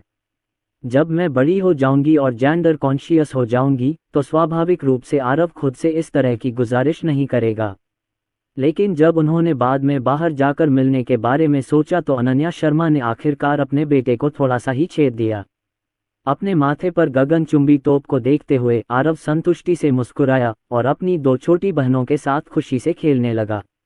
नए साल के पहले दिन रिश्तेदारों के यहाँ जाने की जरूरत नहीं पड़ती। सुबह पड़ोसियों के साथ एक दूसरे को बधाई देने के बाद दोपहर में सब घर पर आराम करने बैठ जाते हैं। शाम को सक्सेना परिवार ने जल्दी ही खाना खत्म कर लिया और फिर पूरा परिवार लिविंग रूम में बैठकर टीवी देखने लगा। आज आरव के लिए एक दुर्लभ अच्छा दिन है। पिछली बार जब मैं कोची के हिंगडियन फिल्म एंड टेलीविजन सिटी गया था, तो आरव ने एक टीवी सीरीज में एक छोटी सी भूमिका निभाई थी। ये टीवी सीरीज नए साल की पूर्व संध्या के रूप में आधिकारिक तौर पर नए साल की पहली रात को रिलीज होने लगी थी और 3 प्रमुख वीडियो ऐप्स एक साथ रिलीज हुए थे। उस समय अर्जुन सक्सेना और अन्य लोगों ने निर्देशक से पूछा और आरव ने जो दृश्य शूट किया था वह पहले एपिसोड में था, इसलिए वे आरव को आज रात टीवी पर देख सकते थे। अनीता सक्सेना ने अनीता सक्सेना को याद दिलाने के लिए एक वीडियो भेजा, लेकिन अनीता सक्सेना ने कहा कि वह और सुनील सक्सेना पहले से ही प्रसारण चैनल पर ट्यून किए हुए थे और आरव को देखने का इंतजार कर रहे थे। प्रिया मेहता ने अनन्या शर्मा के साथ एक वीडियो चलाया और इसके बारे में सुनने के बाद उन्होंने टीवी की रखवाली के लिए उसे खींच लिया, जिसे उनके माता पिता ने मिलकर बनाया था। यह मेरे गॉडसन का पहला शो है। मुझे विश्वास है कि यह गॉडसन दर्शकों को हैरान कर देगा, प्रिया मेहता ने खाना खाते हुए कहा। अनन्या शर्मा ने मुस्कुराते हुए कहा, आरव का सीन तो कुल 1 मिनट का भी नहीं हुआ है। प्रिया मेहता ने पलटकर जवाब दिया, तो क्या हुआ अगर ये सिर्फ कुछ 10 सेकंड का है। एक बेहतरीन एक्टर अपनी एक्टिंग का हुनर सिर्फ एक नज़र में दिखा सकता है। मेरा गॉडसन इतना क्यूट और स्मार्ट है कि उसके लिए 10 सेकंड ही काफ़ी हैं। दर्शकों को इम्प्रेस करो। मैं बाद में ऐप का इस्तेमाल करके स्क्रीन को सीधे टीवी पर दिखाऊंगा और फिर मैं रियल टाइम बहिराज देख पाऊंगा। अगर हमें यकीन न हो तो चलो शर्त लगाते हैं, जब मेरा गॉडसन बाहर आएगा तो बहिराज में कोई कहेगा कि यह बच्चा बहुत प्यारा है। अनन्या शर्मा हंस पड़ी और बोली, क्यों, क्या आप सचमुच चाहती हैं कि आप और आपका बेटा बाल कलाकार बने? लिंग जियाओ के गाल उभरे हुए और धुंधले थे, लेकिन उसने गंभीरता से कहा, बाल कलाकार बनना नामुमकिन नहीं है। मेरे धर्मपुत्र और 2 धर्मपुत्रियां ही फिर से अच्छे दिखने के लिए काफ़ी हैं। टीवी सीरीज देखो, उन बच्चों में से मेरे धर्मपुत्र और धर्मपुत्री जितने प्यारे कौन हैं। बाल कलाकार बनना बहुत थका देने वाला होता है। रोज़मर्रा की ज़िंदगी के अलावा मुझे फिल्मों पर भी ध्यान देना पड़ता है और बड़े होने की पूरी प्रक्रिया ने काफ़ी ध्यान आकर्षित किया है। इसमें थोड़ी बहुत गलतियां तो हो ही नहीं सकती। मनोरंजन जगत बहुत गहरा है। मुझे अब भी उम्मीद है कि मेरे धर्मपुत्र और धर्मपुत्रियां स्वस्थ और खुशहाल बड़े होंगे। जहां तक बाल कलाकार बनने या न बनने की बात है, मैं भविष्य में उन्हें खुद चुनने दूंगा। यह विचार अनन्या शर्मा और अर्जुन सक्सेना के विचारों से मेल खाता है। हालांकि वे दोनों अभी टीवी के सामने खड़े हैं और आरव की पहली टीवी सीरीज देखना चाहते हैं, लेकिन असल में वे सिर्फ अपने बेटे को देखना चाहते हैं और वे नहीं चाहते कि उनका बेटा यहाँ हो। कैमरे में आग लग गई और यह भविष्य में मनोरंजन उद्योग के रूप में विकसित होगा। टीवी सीरीज शुरू होने का इंतजार करते समय अर्जुन सक्सेना को एक ग्रुप वीडियो प्राप्त हुआ, जो ग्रुप में अमित खन्ना द्वारा शुरू की गई एक वीडियो चैट थी। जल्द ही राहुल मेहता और विक्रम पटेल दोनों ने अपने कैमरे चालू कर दिए। नए साल के पहले दिन सब लोग ज्यादा व्यस्त नहीं थे, घर बैठे अपने मोबाइल फोन से खेल रहे थे। अमित खन्ना, भाई अर्जुन, नया साल मुबारक हो। लाओ जो और लाओ सुन जो चाहे कर सकते हैं। खैर, आप दोनों दोयम दर्जे के नौजवान हैं और खूब खुश रहते हैं, दिन भर बहुत खुश रहते हैं। विक्रम पटेल, फैटी यांग, तुम किसकी बात कर रहे हो? मैं देख रहा हूं कि पिछले कुछ दिनों में जब तुम घर आए हो तुम्हारा वजन फिर से बढ़ गया है। अगर तुम ऐसे ही चलते रहे तो अगले सेमेस्टर में जब तुम्हारी शारीरिक जांच होगी तो तुम हमारे स्कूल के फोरम न्यूज़ में छा जाओगे। अमित खन्ना, बकवास मत करो, मैं वीडियो में मोटा हूं, तुम्हें पता नहीं है कि वो स्टॉस कैमरे पर मोटे दिखेंगे। समझ नहीं आ रहा, मैं मोटा नहीं हूं, कल रात मुझे ठीक से नींद नहीं आई थी और मेरा चेहरा थोड़ा सूजा हुआ था। राहुल मेहता, भाई अर्जुन, आज आप अपनी भाभी और बच्चों के साथ क्या कर रहे हैं? आज चाचा चाची भी घर पर हैं। चाचा चाची को हैप्पी न्यू ईयर कहने में मेरी मदद करो। अर्जुन सक्सेना, हमारा परिवार टीवी देख रहा है। अमित खन्ना, क्या आप स्प्रिंग फेस्टिवल गाला देख रहे हैं? भाई अर्जुन, कल रात स्प्रिंग फेस्टिवल गाला में कुछ शो वाकई बहुत अच्छे थे, उन स्केचेस ने मुझे खूब हंसाया। अर्जुन सक्सेना, हम prime time TV series the होमोना देखने जा रहे हैं और यह शुरू होने वाली है। विक्रम पटेल, भाई अर्जुन, क्या ये टीवी सीरीज अच्छी है? अर्जुन सक्सेना, मुझे नहीं पता कि यह अच्छा लगेगा या नहीं, लेकिन मुझे पता था कि पहला एपिसोड हमारे परिवार को देखना होगा क्योंकि उसमें कुछ आश्चर्यजनक बातें थीं। गो U0026L span U0026GT। Amit Khanna, क्या आश्चर्य? अर्जुन सक्सेना ने उन्हें यह नहीं बताया कि वहां टीवी सीरीज चल रही है और अर्जुन सक्सेना ने फोन काट दिया। उत्सुक रूममेट्स ने अपने टीवी को होमोना चैनल पर स्विच कर दिया। अनन्या शर्मा के कई रूममेट्स ने भी उन्हें व्हाट्सएप पर हैप्पी न्यू ईयर कहा। अर्जुन सक्सेना की रूममेट से बातचीत सुनने के बाद अनन्या शर्मा के कई रूममेट्स ने टीवी ड्रामा देखने की सलाह दी और कहा कि इसमें सरप्राइज एग्स हैं, देखते हैं कौन ढूंढ पाता है। टीवी सीरीज का पहला एपिसोड कुल 42 मिनट का है और आरव का सीन 28वें मिनट पर है। हालांकि यह केवल कुछ सेकंड तक ही चला, लेकिन छोटे लड़के का प्यारा चेहरा, साथ ही साथ उसने जो मुस्कुराहट वाला चेहरा बनाया, साथ ही अनन्या सक्सेना के साथ उसकी आंखों का संपर्क ने तुरंत दर्शकों के दिलों पर कब्जा कर लिया। आरव का अभिनय कौशल वाकई शानदार है, किसी छोटे से ताजे मांस से भी बेहतर। पिता किन ने खुश होकर कहा। इस क्लिप को चलाने के बाद अनीता सक्सेना ने तुरंत वीडियो को कॉल किया और कहा कि उन्होंने अभी अभी क्लिप रिकॉर्ड की है और उन्हें उम्मीद नहीं थी कि आरव का अभिनय कौशल इतना अच्छा होगा। प्रिया मेहता ने सीधे ऐप का इस्तेमाल करके स्क्रीन कास्ट की। लिन के पिता और लिन की मां ने टीवी पर इसे देखा और प्रिया मेहता सीधे अपने मोबाइल फोन पर देखती रहीं। जब आरव बाहर आया तो उसने स्क्रीनशॉट लेने के लिए रुककर अनन्या शर्मा को भेज दिया। अनन्या, इस बमबारी को देखो, ये सब मेरे बेटे के बारे में है, मैं सही शर्त लगाता हूँ। अर्जुन सक्सेना अनन्या शर्मा के मोबाइल फोन को देखने के लिए झुके और उन्होंने देखा कि सड़क पर सभी लोग बच्चे के बारे में पूछ रहे थे और उसकी तारीफ कर रहे थे। वाह, कितना प्यारा सा अभिनेता है, बेबी का अभिनय भी बहुत अच्छा है। इस मुस्कुराहट ने मेरा दिल पिघला दिया। 2023 का सुपरस्टार कोई बाल कलाकार नहीं होना चाहिए। ये बहुत प्यारा है कि अनन्या सक्सेना और बच्चा एक दूसरे को देख रहे हैं। सचिव महोदय, मुझे इस बच्चे के बारे में सारी जानकारी 3 मिनट के भीतर चाहिए। जैसे ही दोनों ने बैराज पर लिखी सामग्री पढ़ी, अचानक फोन याद आ गया। अर्जुन सक्सेना और अनन्या शर्मा के मोबाइल फोन लगभग एक ही समय पर बजे और सभी में उनके रूममेट्स के संदेश थे। हे भगवान, क्या अभी अभी वो बच्चा आरव आया था? आरव तो टीवी फिल्म देखने चला गया। भाई अर्जुन, इतनी बड़ी बात क्यों नहीं की? आरव बहुत फोटोजेनिक है और उसने अच्छा काम किया है, हर एक दृश्य अपनी जगह पर है। अनन्या, आरव वाकई बहुत प्यारे हैं, बड़े पर्दे के लिए बिल्कुल उपयुक्त यही लय है कि हम प्रसिद्ध होना चाहते हैं। अनन्या, जबकि बच्चा अभी तक लिखना नहीं सीखा है। जब आप आरव को लिखने के लिए बुलाते हैं तो आपको उसे पहले अपना नाम लिखना सिखाना होगा ताकि हम में से प्रत्येक लिख सके। मैंने उसकी प्राथमिकता हस्ताक्षर। सही किया, हाँ हाँ।